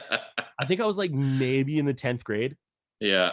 Oh like, yeah, you can't fucking That's yeah. Like 100%. I was there enough to like know what the fuck was going on, but like my frame was still kind of skewed of like whatever. Showmanship wise, and I'm gonna give it to him. The first time I saw Bob Dylan, and like the man is old as shit and can barely like move and speak, but he can still like sing a verse and play along, and it was like really dope. But then like to see him like know that he doesn't have to sing a chorus because the whole audience is gonna be louder than him anyway was like super cool, because he would just like lean back and get into it. Like, was really stoked on that. The second time I saw him, he looked like he was gonna drop on stage. Like, that was that. So having that one, having like a bit more of a frame of reference and a way to kind of compare the two next to each other was like, okay, that was a really good show. This one, I'm very concerned for his safety. Balances that. I mean, I feel bad like doing two big shows like that, but they were just like, those are the ones stuck. Yeah, that's true, man. You can't. Yeah, that's just what happens. What about like a show that kind of just disappointed you? You thought it was going to be better, just you thought, oh, this is going to be great, but then it turned out just wasn't that good at all. That's a good one. I'm trying to like go through in my head, because like, again, there's been how many local shows that I'm just like, I was really excited for that one. Nope. But like trying to put it on like, again, that sort of scale and do something that way. There hasn't really been anything that I've been like uber disappointed in. Maybe the Eagles. Okay. But only because, I mean, you look at a band like that has that massive of a discography, there's going to be how many songs they omit, and then they're doing the solo project stuff involved, and like it's just not as Yeah. You're not hearing everything you want. It was still an amazing show, and like I would fucking kill to see that one again. But I think it's just, you know, there was songs that I wanted to hear that I didn't get to hear and I expected. Yeah, true enough. Yeah. Yeah. I'm going classic rock shit. Call me Connor I know, Dawkins like, now. God damn it, man. I'm trying to think of something more like our realm. Maybe like the Blink-182, the Used show on that reunion tour. That's a good one. That was a good one. Only because like our seats were like, where were you? Upper Where bowl. were you seated? We were way up there. Okay, I was lower bowl. we got tickets that day. Oh fuck. So it was just like, hey, we got some extra tickets. Anybody want them? I was like, sure. We took them and we were like up really high, but like the mix was bad. I think I could hear Travis's sticks better than I could hear the vocals. Oh, really? Like it was just awful being up that high. So I think it was just disappointing from like a sound quality perspective. Like where were you on the upper bowl? Like closer to them or kind of further away on the opposite side? Top left corner. So like right on the curve. But like, I mean, still, I got like seeing Blink on like the actual like reunion when it was Tom. Yeah. I was like row 16 directly above the box, like the players benches and shit. That was right when I remember that one with Tom. Yeah. I think I was floor for that one. I wound up on the floor for that one. Yeah, I remember that one. It was the one where like you remember like they killed the lights right before they started. Yeah. And when the lights came back on, it was just a mad rush. People were jumping the boards, like just running towards the pit. Well, fuck, didn't Travis's kid introduce him too? Yeah. Yeah, that was the one. Yeah. Yeah, it was so good. That was fucking the best, man. Yeah. Yeah, it can't be. Yeah, that one was up there for like a really good one, but the one after when they came with Skiba. Yeah, with Matt. That one was disappointing. Yeah, he fucking seemed to like his vocals got pretty stressed out on that one, eh? Like I said, I couldn't hear him. I heard drumsticks. Yeah. Like it was just a poor mixing day. It's that old arena, man. It's just so hard that high up to get good quality. Yeah, that's true. Yeah, fuck. That's one thing I haven't. No, that's not true. I did go to a show at Rogers Place there, and it was Mr. JT, Justin Timberlake. Oh damn! Yeah. There's a performance for you. Yeah, that was good. Although we got pretty fucking drunk, so it was like. Yep. Yeah, that's my game plan when I go to like those bigger shows. I'm like, I'm gonna enjoy this no matter what, so I'm gonna get liquored for it. Yeah. Oh fuck. Although, yeah, there's one because it was Christy's sister, her boyfriend at the time. He got like tickets to go see Imagine Dragons. He asked me if I wanted to go. I was like, yeah, sure, whatever, I'll go. And it was Halsey opened up for them before she got put out there. She like just got signed and everything. So it was pretty cool to like see. I always loved like seeing an artist before they kind of blow up. You know what I mean? Oh, but yeah. Like, and then he kept fucking buying drinks like crazy. Like just drink. Here you go, man. Here you go, man. Like he just kept buying me drinks and drinks and drinks. I got so fucking wasted. I remember like none of the show. I remember parts where I'd like stand up, be like, yeah, and just like falling over the fucking chairs. And then like next thing I know, I'm in a car. Yep. And like, I'm like, I need fucking chicken nuggets now. And then we go get chicken nuggets. They drop me off at home. I get out and I drop all my chicken nuggets on the fucking road. I'm like, no, chicken nuggets. I was like, oh my God. Yeah, I fucking remember none of that show. Jesus Christ. I remember Halsey. That was about it. 2 summers ago, we wound up going to WWE at Rogers. And like, that was my first like real event. Like I've been to hockey games and shit there, but anything outside of that's always different. Yeah. And we were on the floor for it. So like really stoked on it. But I got like, we went for dinner beforehand. I had like a few drinks there. And then like, I was getting relatively liquored through it. And like, I've got pictures from that night and I remember like bits and pieces, but like as an overall thing, I'm like, oh yeah. Oh, hearing these stories back and I'm like, wow, that happened. I remember that. Yeah. Fucking. Yep. I was like super bummed out because the first time it happened when like we were living in this house and everybody was like not into wrestling, but like cared enough to be like, oh, it's like $20 tickets, might as well go kind of thing. And everybody was excited. I was on tour. Oh. So I was just like, damn. So I think it was like, yeah, Sierra, Katie, Rye, and Will all went. And like had a blast. And I was like, son of a bitch. This is bullshit. Yeah. But hey, I was in like California or Florida or call it California. California. Florida Linas. I was around. Which band have you seen the most? It's gonna be a toss up between All Time Low and the Wonder Years. The Wonder Years makes sense, just because it's like I feel like I've constantly seen them like have shows here. Well, dude, so the wild thing is I've seen them more not in Edmonton. Oh, interesting. Okay. Like I've seen them every time they played here, and that's whatever. But like the first time I saw them was I did 2 dates in England when I was living out there. I like followed them for a couple shows because they'd never played an Edmonton show before that. Yeah. And then they announced Edmonton. So I was like, oh, I'm going to Edmonton. I was like, I might as well go do Calgary too. So I did those ones. And then the next time they came, I did Edmonton and Calgary. And then I did Warped at, like I saw them play Warped in Portland once. I saw them do Warped at Seattle another year. So like 8 times. Nice. Yeah, I think for me it's either Yellow Card or Amberlin. Really? Yeah. Yellow Card makes sense. Amberlin though. Yeah, every time they've fucking been here, I've showed up. Wild. Yeah, those are always great shows though. Oh yeah, those fuckers that's put just on. Not one show that I would ever like. Hey, that's the band that like I've seen the most. Oh fuck, I love those guys live. They're amazing. Because yeah, like fuck, who else did they have here? I remember going to see fucking Chiodos here. No, I think the only one that I might have more than that would be Silverstein, because Silverstein was doing like a show like at least once a year here, if not more at one point. Yeah, that makes sense. And I mean, a band that's been around for 20 years, like you're gonna get some fucking legs in there. But I think memorable wise, it's probably Wonder Years. Yeah, fuck man, I've seen so many like emo bands, Hawthorne Heights. Oh yeah. See, we were supposed to play a Hawthorne show, and then now decided to go to Europe. Fuck, that would have been dope, man. It was 2017 when we went and played Europe, and Hawthorne played here. Yeah. They were like, "Hey, do you want to play?" And I'm like, "I'm gonna be in London. Shit, can't make that happen." That's happened a few times that it's been like things like, "Hey, do you want to play this?" Like, can't do it. I want to say it was Set It Off played Starlight last year. Yeah, like last January. Luke wound up opening for them. It was like them and Capstan. Okay. And Luke just opened solo stuff. Oh, really? I was doing Tooth, so like I just couldn't. It was like, we'll just let him do it. There you go. just go do the shit, man. It was cool. That's fucking all right. God. Yeah. We're trying to think if there's anything else like that, because like there's been little bits here and there that we missed and haven't missed. Mike's last show with us we did, but it was Silverstein Seaway. That's a sweet show.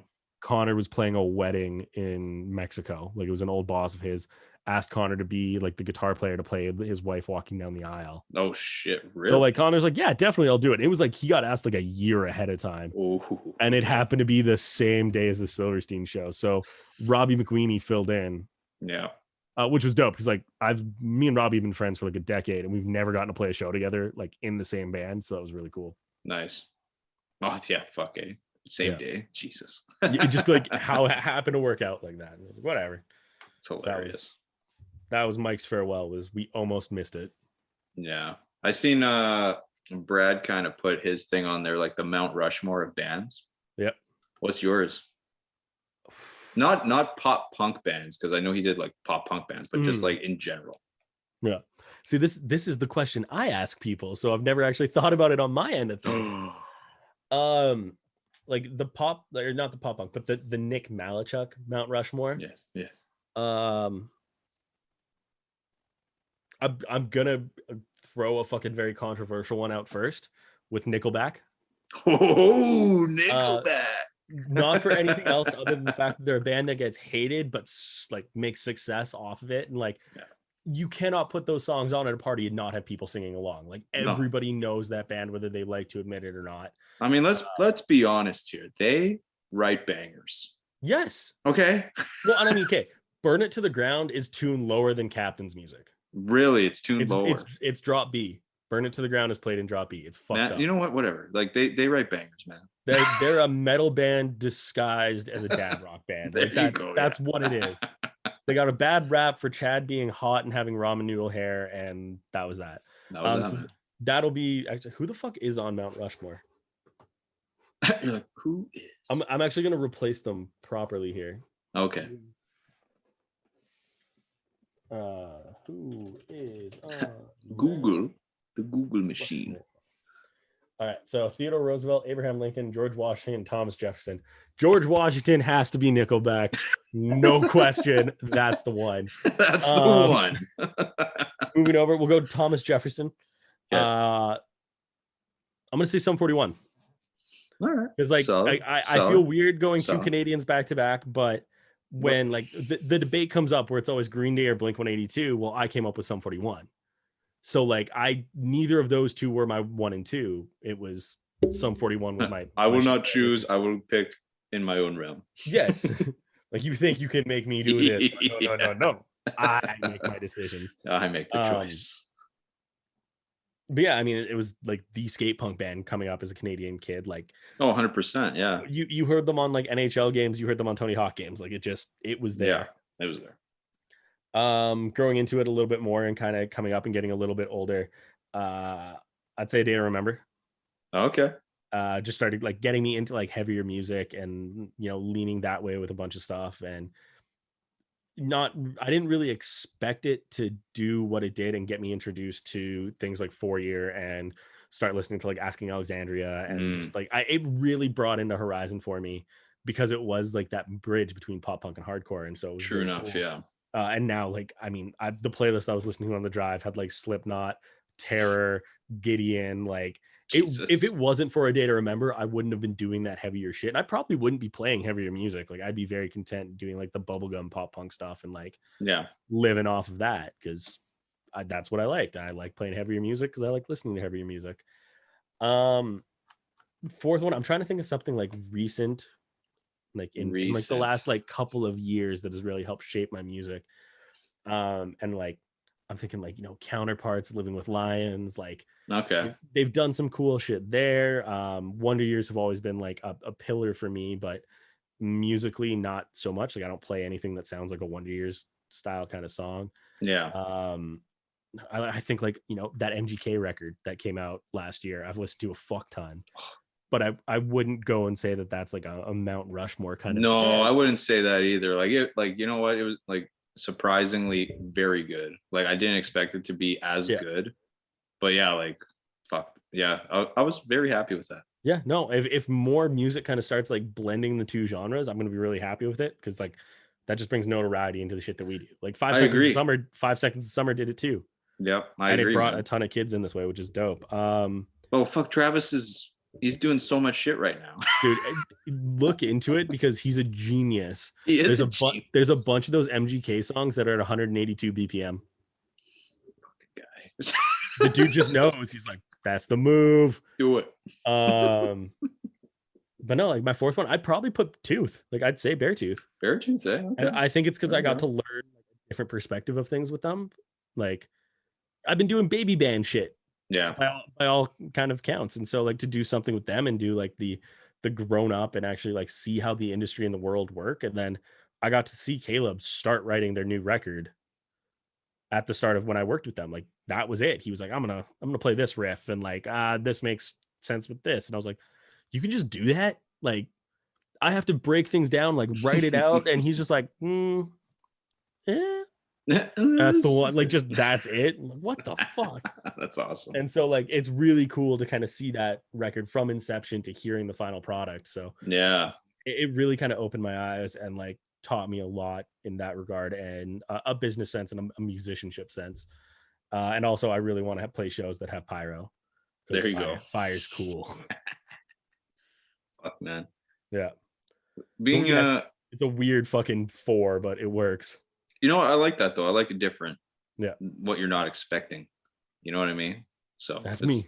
Yeah. Versus like, you know, if yours was like the same as Brad or something. Yeah. Well, I feel like, and like no shame on Brad at all. It's how he came up and it is his like standing ground on it. Mm-hmm. But Brad's was exactly the 4 that I expected it to be. Yeah, 100%. There was nothing in there that I was like, huh. Yeah, that's true. I'll ask you this because I feel like there's some, you know, pretty split decisions on it. But what do you think of the new Day to Remember album there? I think it has its moments. I think some of the songs feel disappointing in the sense that like we waited so long for this record. Yeah, well, fuck, it got postponed like how many times? So many times. I accidentally bought a gold copy of the vinyl. Oh shit. I thought I was just buying a regular copy, and then my Visa bill came, and I was like, "The fuck did I buy for $90?" I bought a gold vinyl, so a gold vinyl. Keep an eye out on Discogs. Somebody can buy that shit off of me. There you go. But no, Fuck You Money, Viva La Mexico. I loved the singles they did, like Mind Reader Rips. Degenerates was a fucking like, it got a lot of flack, but that was a great. I like that song. Yeah. I like, as an overall record, I like it. I think the Architects record that came out before it eclipsed it. Because I mean, an Architects record was so fucking good. Yeah.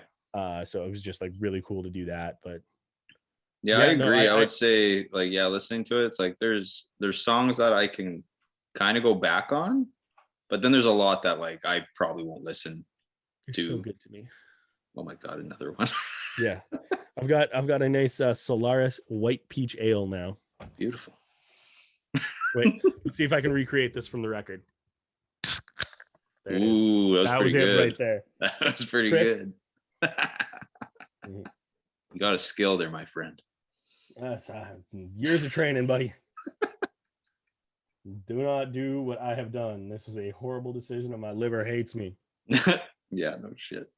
Yeah, man. Fuck yeah, that was the thing. Like a lot of people were just super disappointed in that fucking album.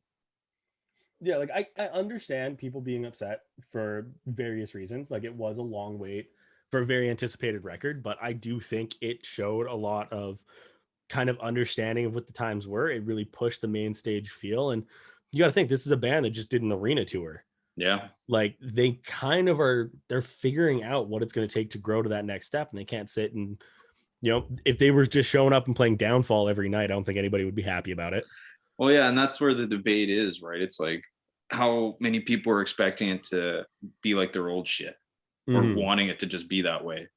And like, I know Dylan, he was kind of saying his thing with it was like, he felt like there was a good amount of songs on it that felt like a bit overproduced is what he was kind of how he felt about it. I feel that in a drum sense it doesn't feel like Shellnut's on that record at all. Yeah.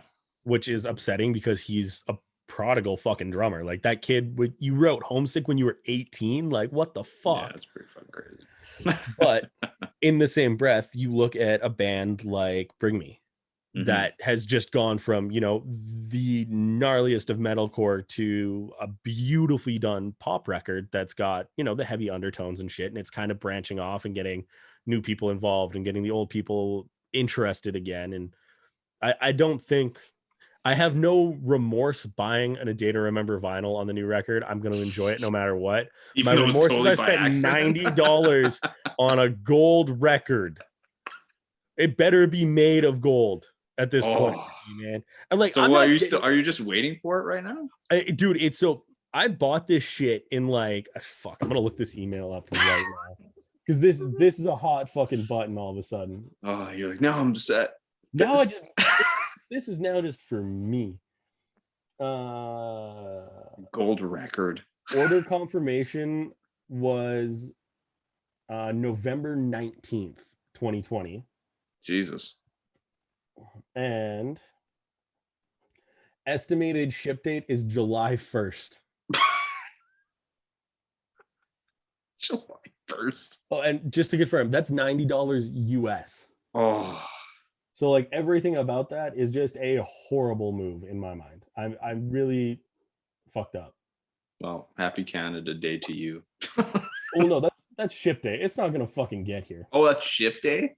You know, I'm not gonna see that till November of this year. It's gonna be a year. I'm gonna forget. Full fucking year. And then you're just gonna get it. Oh shit. Dude, I did that with this hoodie. I forgot I ordered it, and then I just showed up at the house. I'm like, the fuck did I get? Just fucking. Which nowhere near as bad. This took 2 weeks to get here, and I just immediately forgot I ordered it. That's hilarious. 2 weeks, yeah, versus like a full year. Fuck, man. You're gonna get a fucking message from me like, it came. I'm gonna send you a picture. Here. It's here. I like. Part of me is like, it better be real fucking gold. I'm like, that's not gonna spin well. It's not gonna sound good. Yeah, playing that, no. Fuck. I mean, it might look cool. It'll hang right here, and then one day I'll auction it off. I'll sign it. I will sign in the data You will sign and sell it. It's going to depreciate in value sometime. Might as well. That'd be amazing. Yeah. Oh, you got them to sign it? No, it wasn't them. No, it was me. It was Nick. I have that game in my head. What game? Where I just like, should I just sign this? Should I just fucking sign it? Like, just see what happens. Like, Luke and Connor made some. They made some cool glasses. Like, they painted glasses on their stream last week, and they're like, maybe we'll sell them. Maybe we'll put them up for auction. Who really knows? Yeah. And there was one of them that they literally just painted their signatures on. Like, that was the move. Okay. I'm like, that's adorable, but like, is anybody gonna buy that?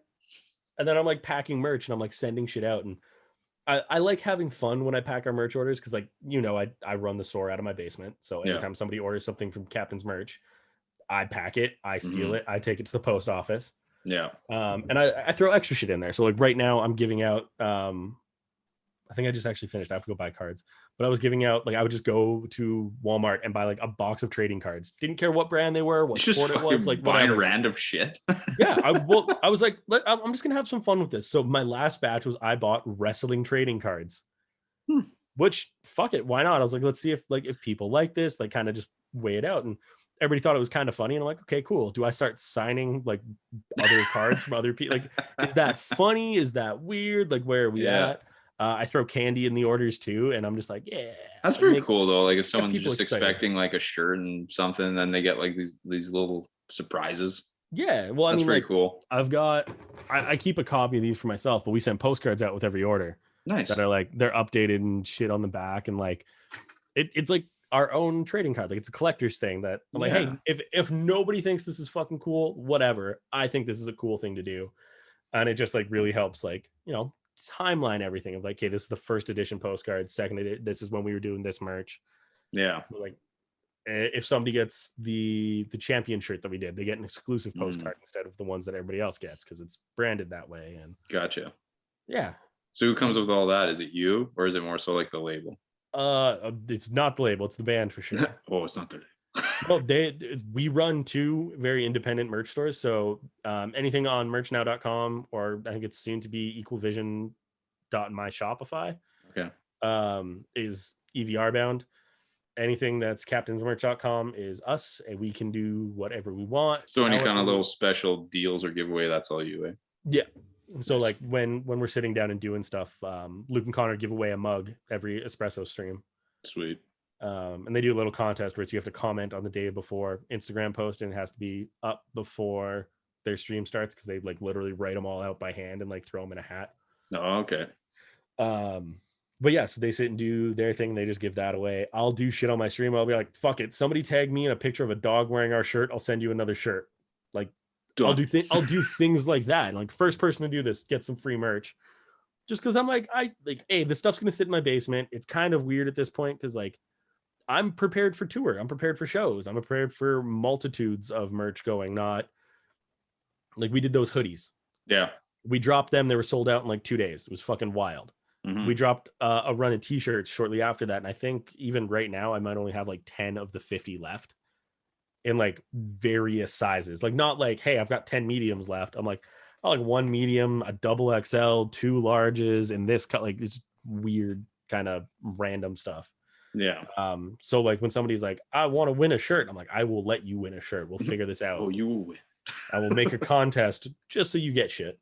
There you go. That's good, man.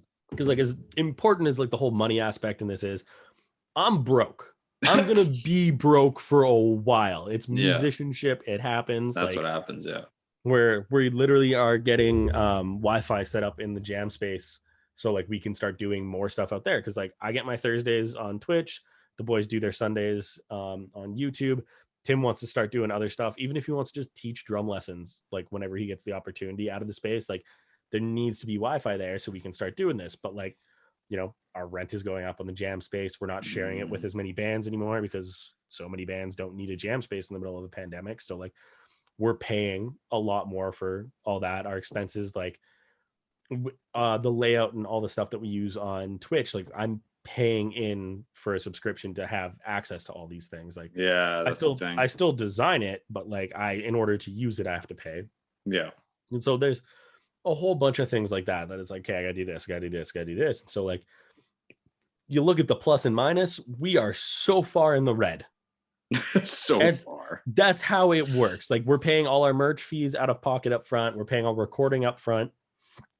Like I think we're still, that record was done in July recording. I think we're still waiting on the check for EVR to pay it. So Brad's just like covered it. Really? I feel like they sent us half and we get the other half when we give them the masters. Oh, okay. That but makes since sense. we're in that kind of limbo of like going back and forth, we're just like, we'll just pay the rest of our bills out of our own pocket and then pay it back later. Yeah. So like the money's there. We just don't have it yet. Yeah. Same as merch. People are gonna buy shirts. We're gonna have the money for it. Yeah. Eventually, it's just a when and where situation. Gotcha. Yeah, that's true. Fun, man. Fun stuff. How about this? How about we end this one off with you telling a hilarious or embarrassing tour story? I know you got many. I'm like, which one are we going with here? I'll let you pick. You fucking got so many, man. Yeah, I'm running through in my head because like I don't want to embarrass anybody too much, but I got some funny stories. I'm like, I've got ones about me that I could tell, but that's not as fun. It's not as fun. It's got to be other people. Yeah, right. I'm gonna do one. I'm doing one of these with Brad. So I don't know if you got a good one with Brad in it. Ooh. And then I can bring it up to him. Okay, I'm gonna tell you a real story, but I'm just gonna give you the real quick Brad one first. Okay. So it's Brad's birthday in 2018. Yeah. I want to say 2018. We're in Toronto. I'm having a miserable night. It is. I'm at that point in the tour, and I get this way all the time, especially when the tour is going poorly.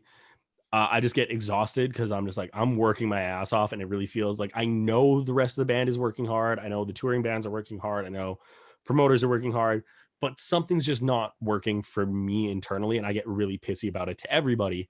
And like, fortunately, my band kind of gets that, and they're just like, fucking let him have. Like, there was one day I think I slept in the van till 5 p.m. just because I was like pissed off at everyone. I was like, don't fucking talk to me, like headphones on. Nobody did. Like, they loaded in for me, they sound checked for me, they were like, hey, you got to play set in like an hour just so you're like alert kind of deal. And it was awesome. Like, it was what I needed. But I'm at this point in Toronto because the promoter has left the show. Like, the show wasn't anything amazing. It's 60 kids in Toronto, which I had higher expectations for. I think it was like a Friday night too, so it was just like, I really feel like the locals and the promoter dropped the ball and a bunch of shit, but I got to see a ton of friends and have a good time with a bunch of people. So it's that weird juxtaposition of like, I wanted the show to be better, but I had a lot of fun anyway. Yeah. But we're in Toronto. It's Sneaky D's, which is an upstairs bar, and below is a restaurant. We park across the street in a pay lot, and I decide I'm going to go have drinks with Sam Guyana, who's an amazing producer out of Toronto. And like, I think I had like 5 or 6 beers. Like, I got hate drunk that night because I was just really pissed off. Yeah. I was drinking with the purpose of hating myself. Oh God. Finished it, went back to the bus. I got in, I went to bed. I had not known this at the time, but Tim and Brad went gallivanting around. They were the 2 guys in the band that were single at this point. And so they went out with some lovely ladies that they met. It was Brad's birthday, and they wound up back at one of their houses. Okay. Well, this is Brad's birthday. Mm-hmm. Brad went to bed alone. Okay. Tim went to bed with 2 girls. And so, like, well done, Tim. No, yeah, I want to clarify. Nothing adult happened. It was a nice cuddle puddle of 3 consenting adults. There you go. And Brad sleeping alone on a couch. It's whatever. It's hilarious. Brad spent his birthday alone. That's what I'm getting at. But I wake up and there's somebody banging on the side of the bus. Yeah. I think I got in there at like 3 a.m. It's like 5:59. Okay. So I've only been passed out for 3 hours. Luke kind of comes stumbling down, and the guy's like, you have to pay me more. Like, apparently we'd only paid till 6 a.m. And like, because it wasn't 6 a.m., he was banging on there like, you guys have to pay and get out, like losing it. So Luke's in a huff, and the amount of times Luke drives around in his underwear in the bus is fucking hilarious because he just gets like mad about it. But so he goes and he pulls us off on a side street and fall asleep. Nobody tells the guys. Like, we all just go back to bed. Like, I think I finally woke up at like 10 o'clock or something like that. Like 15 missed calls. They're standing in the parking lot looking for the bus. Like, could not figure out where the fuck we were. And I have no idea where we are. I'm like, we're on our road. Oh my God. Like, just whatever. So needless to say, they had an ordeal. They made it to us. We wound up doing some press that day, and Brad is like ridiculously hungover. Tim's passed out in a 40-degree bus, like sweating. And it was just hilarious. But the story that I wanted to tell, that I think is the funnier story. I'm sure I've told you about our night, and it was San Antonio or Houston or something like that. You've heard me reference the Tinder Hotel before. Yes, many times. So for all of you who don't know, the Tinder Hotel is it was our method of how to sleep on tour. We got to make a ton of friends. I'm still in touch with a bunch of them. I'm currently green card marrying, smuggling, dating. I don't really know how you want to explain the situation. One of them up here, because she's my best friend. It's perfect. There you go. Yeah. But people are going to be using this Tinder fucking hotel as a thing, right? It's not going to exist after tonight. No. After, like, with the pandemic and everything. No, people are. I'm using this now. This is a huge thing we've talked about before, and like, we're not going to be able to go back and tour the way that we used to. Like, that's not going to be a thing. There is 0% chance somebody's like, I'm going to let 5 strangers stay in my house, be it Tinder, band dudes, whatever. Like, you know what? Unless it's someone who just straight up like doesn't believe in COVID, Yeah. Then I don't know if I want to stay there.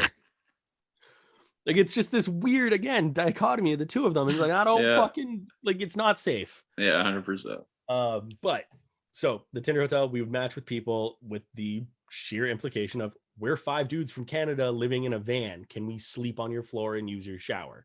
Yeah. That was always what it was. That's always what it worked out to be. It was fucking awesome. We made a ton of friends. And like I said, like, we're still in touch with a bunch of them. I had one of them.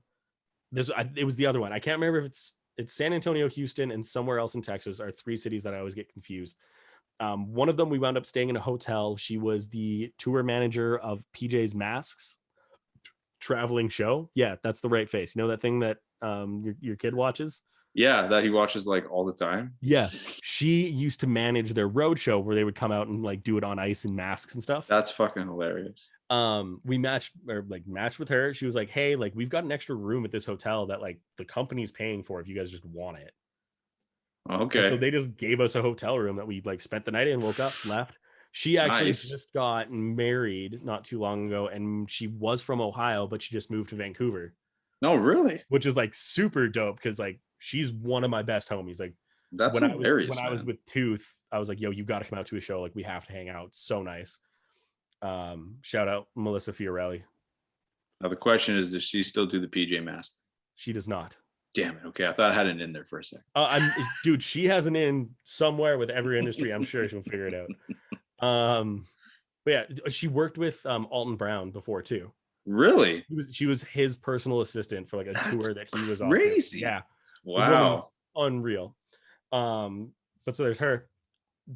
Then there's other situations like this night where the match happens and like, oh yeah, you guys can totally come stay over. Like, that'd be great. We pull up. It's a gated community. We're all this story. Yeah, yes, and you knew where this was going. I love this story. I figured this was the best one to tell. Yeah, this is the best. So we pull up to a gated community and we're like, this is fucking awesome. Like, our van's gonna be secure. We can all get inside tonight. Like, because normally we're sleeping with a person in the van. It's just safe. We don't want our shit stolen. How it works. But we get there, we pull up, and the code that she gave us for the door isn't working. So Brad gives her a call and he's like, hey, it's Captain's, like, we're trying to get in. She's like, oh, don't worry about it, I'll send somebody out. So this dude comes out in a polo and a ball cap with like a matching insignia, blue jeans, boots, and like comes over and he like punches the code and he's like, oh, I'll show you guys where to park. Let me just hop in. And so like Luke jumps out of the passenger seat, guy kind of comes in and like, he's like, oh yeah, just go down there and turn. We're like, perfect. And so like he goes, parks the van for us, like under a street light, like we're perfect. Everything's great. Again, gated community. So yeah, grab your bags. I'll show you where the place is. So we start walking back and like, we've all got our suitcase and our pillows and backpacks. We're all like, yeah, we get showers, we get beds. Like, we're all really excited. Yeah, and it's a gorgeous looking place. We walk in And okay, it's not we. He walks in. He opens the door and just lets himself in. And at that point, my brain clicks of, that's not a security guard. He lives here. And so instinctively, I'm like, okay, either this dude is catfishing us, like he's pretending to be a woman, which was like a concern Yeah, for me. 100%. I'm like, is he gonna skin us? Like, is he gonna wear my skin by morning? Like, what the fuck? Yeah, oh my God. But so he lets us in, and then we meet her, and I can't remember their names for the life of me. Yeah. But she's like, hi, like I'm so and so, and this is my husband Chris, or whatever it is. And then I'm like, I'm like, sure, this is weird. My wheels are still spinning of like, what situation are we like? What is into? Yeah. And like, it's one of those, like, I'm sure you can see it on my face of doing like, okay, she just said this is her husband Chris, but we know her from Tinder. Yeah, and you can just letting a bunch of band dudes stay here. And so are they expecting an orgy? Yeah, like it's just I can imagine looking at you and just seeing like it all coming together. Yeah, you know that scene from The Hangover where Alan's doing math, or like Charlie Day with the fucking wires. Like, that's my head in these situations. It's all about the mail. Yes. That was me, like, in this moment, and I'm like, oh fuck, this is happening. Like, oh, God. This is the first and only time this has happened. It's the funniest shit to me because of it. But we get in, and it's, I think the only thing that we had left to drink was like somebody gave us a can of Four Loko. Yeah. Which, like, you don't want that voluntarily. No. You don't want that accidentally, but it was one of those situations like, I'm drinking Four Loko. So I just crack the thing, like have a chug, pass it around. And like, super nice couple. They're like, there's a futon over here. There's some floor space here. The only bathroom they had was like, you walk in and it's their living room. There's a little kitchen with like a little closet for like coats and shit. And then the other side is their bedroom, and off of the bedroom, the only bathroom. So if we needed to use the facilities or have a shower or whatever, we had to go through the marital bedroom. Fuck yeah. Which is like, it's a little uncomfortable. But like, I mean, we're all awake right now, so it's not like as bad. I'm like, if we wake up at 5 a.m. and I'm like, I don't want to go through there, but I don't want to, man.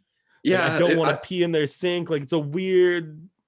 Well, yeah, I'd be the same. I'd be like, I'm not going through that room, because if I go through that fucking room, someone's gonna grab me. Yeah, like there's a little bit of like internal fear about it. Now, in retrospect, thinking about it, if I had to piss at 5 a.m, I'm pissing out the front door. 100%. Like, I'll open it, turn a corner, and just like, that's that, whatever. But we're sitting and talking, and again, I'm assuming his name is Chris. That's the only reason I'm gonna refer. I love how you go with Chris. Like, why Chris? I feel like that might have been his name, but not like CH, like KRIS. He was one of like those Chris's. He's one of those Chris's. Okay. Yeah. Again, never saw this dude's name written. I'm just assuming that's his name. KRIS. Those Chris's are weird, man. Is that Chris? He's like, I'll show you where I grow my mushrooms. And he's got like a frisbee in the bottom of his coat closet growing mushrooms. Like, that's cool, man. I'm like, can I have a shower? Like, have a shower, cool. Come out, and they're like, oh, let's put some music on. And Luke's like showing off some stuff on a computer. He's like, oh, this guy doing this, and this do this. And can't remember how we get onto the top, but he's like, that dude's got a great ass though. Not like me. I don't have an ass. It's like, Luke said that, right? Yeah, Luke said that. Like, okay. Dude, what are you talking about? And he like pulls up his phone. And he's like, see, look at this picture. And we used to have this game of, I'm sure I've sent it to you at some point, taking a selfie with your butt cheeks in a mirror. Yes.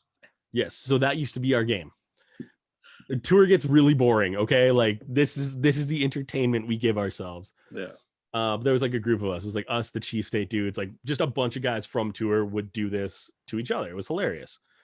So we do this move. Luke does it, and Luke literally is like, he goes straight from like his shoulder blades to his heels. There's no curve. There's no bump. He's just a board. So he gets this picture, but he shows these like this couple that are very clearly swingers at this point. Like, if you're not aware of it by this point, you were not paying attention like Luke was. So he shows them this picture, and they're like, yeah. Like, they're just agreeing on the picture. So funny. I then turn, and pretty much like if Connor was sitting where I am, hanging right here is a sex swing, just strapped up to the wall. And noticing that, I looked to the ceiling, and right above where the futon that we were going to sleep on was the eyelet that you hang it off of. Oh, yeah. And at that point, I'm like, I'm gonna go sleep in the van, make sure it's safe. Like, I'm good. So I go out to the van. I'm passing out. That's funny. So you're the only one who went out there. I had my shower. I had a piss. I was good to go. Like, I went and crashed. It was awesome. I slept super fucking well. I got to phone home and I was on the phone for like 2 hours. It was great. But I wake up and I'm like, we're literally rolling. Like, we're pulling out of the joint and it's early. We did not have a far drive to go. It's Texas. Like, it's a far drive, but it wasn't like a Canada far drive. Like, we could have slept in. Yeah. But we're leaving and I'm like, guys, what's going on? And they're just like all kind of have this like blank stare. And Brad finally is just like, man, that got weird last night. I'm like, what do you mean weird? And so like Brad was the one who's communicating with the woman. Yeah. And they all go to bed. I can't remember who it was. I think Brad slept on the floor, Luke and Connor on the futon, and Tim on the floor somewhere. I think it might have been Tim and Connor on the futon, Luke and Brad on the floor. But Brad texted her like, hey, thanks again for letting us stay here. Like, that's awesome. She's like, thanks. You guys are really funny. You're also really cute. And like just kind of keeps like that flirting line open. Yeah. At some point, Chris had been like, hey, I'm gonna go have a shower if anybody else wants to join me. Oh my God. Like one of those kind of jokes that we're all just like, is that a joke though? Like, just a lot of these little weird things like that. Again, whatever, like not what we expected that night. Brad goes, okay, thanks, night, puts his phone down and just lies on his back staring at the ceiling, doesn't sleep all night. Luke at one point had to wake up and go to the bathroom. Luke sleeps in like the tightest, whitest underwear ever, and he's a lot of like limbs and body and leg, like there's a lot going on there. And Luke waking up and like sneaking around like this, he like opens the bedroom door and he's like, sorry, I have to go pee. Like scampers through and like goes to the bathroom, and I'm like, you go through, like, no, don't do it, man. No. In your fucking underwear. Don't do it. I'm sure that they woke up like as soon as all four of them were alert, we're like, van gone. Like that was that. But I mean, like I said, we stayed in probably 40 fucking strangers' homes. That's the only fucking weird story in a situation like that I can really come up with right now. That's hilarious. I love that fucking story. Honestly, they were the nicest people. They gave us food. It was just nowhere near what we expected of an environment to walk into. Oh, 100%, man. Yeah, you know, they were probably hoping for something else, but you know. We're a bunch of nice white Canadian boys. Like, we just show up, we're like, we're good. And like they let us go. We roll with it. Oh fuck yeah. I love that, man. I love those like tour stories. Those are the best. Yeah. Oh, there's always so many more. Like, I mean, Brad diving through ask Brad about diving through a net in Sheffield, England. Just diving through a net, Sheffield, England. Yep. Got yeah. I'm sure that on the next one. That, and ask him same night, ask him about Billy. Just Billy. But like from the same night. From the same night in England. Yep. Billy. Okay. Yeah. All right. He does not remember the story. He was very drunk, but I remind him about it a lot, and then I continue to tell people about the story, so it's going to become lore. Okay, sounds good. I'll just be like, yeah, remember Billy in England? Yeah, you remember that Billy in England, right? Yeah. Yeah, totally. Yeah. Perfect. Sweet, man. Well, thanks for doing this with me. Dude, thanks for having me. I'm glad to be a part of it. I'm sure I'll be back around for a round 2. Hell yeah, man. It's what you and me do. We go for rounds. That's it, man. No, I plan on doing a shit ton of these. So it, like, you know, I miss doing like kind of the podcast thing, but I figured like video chat would be a fun thing to do too. Oh, dude, I love this. Just put on like YouTube or fuck whatever. Yep. I find visual better. Yeah. In a way. It's the Two Bears One Cave. I can't listen to it, but I can watch it. Yeah, like I can. Yeah, that's there's a few other, I think, podcast ones that like, I just prefer to watch on YouTube. Yeah. I don't know. I like you get to see like the interactions and stuff, which makes it funnier too, right? Oh yeah, especially when you're like you and me, and we both talk so much with our hands. We got these really cool hand gestures, gestures, yeah. I don't want to do this over the phone. 100%, man. That's a deep cut. If anybody gets that joke, fucking let me know. Fucking sweet, but I guess go ahead and let people know what you're doing and where they can watch your shit. Hell yeah. Well, I'm Nick from Calling All Captains. Thank you guys for coming and hanging out and doing all this shit with me and Brando. You can find me personally on Instagram at Nick Calling All Captains or on Twitter at Nick All Captains. I'm fairly certain that's what it is. I don't use Twitter. Hit me up on Instagram. Way better option.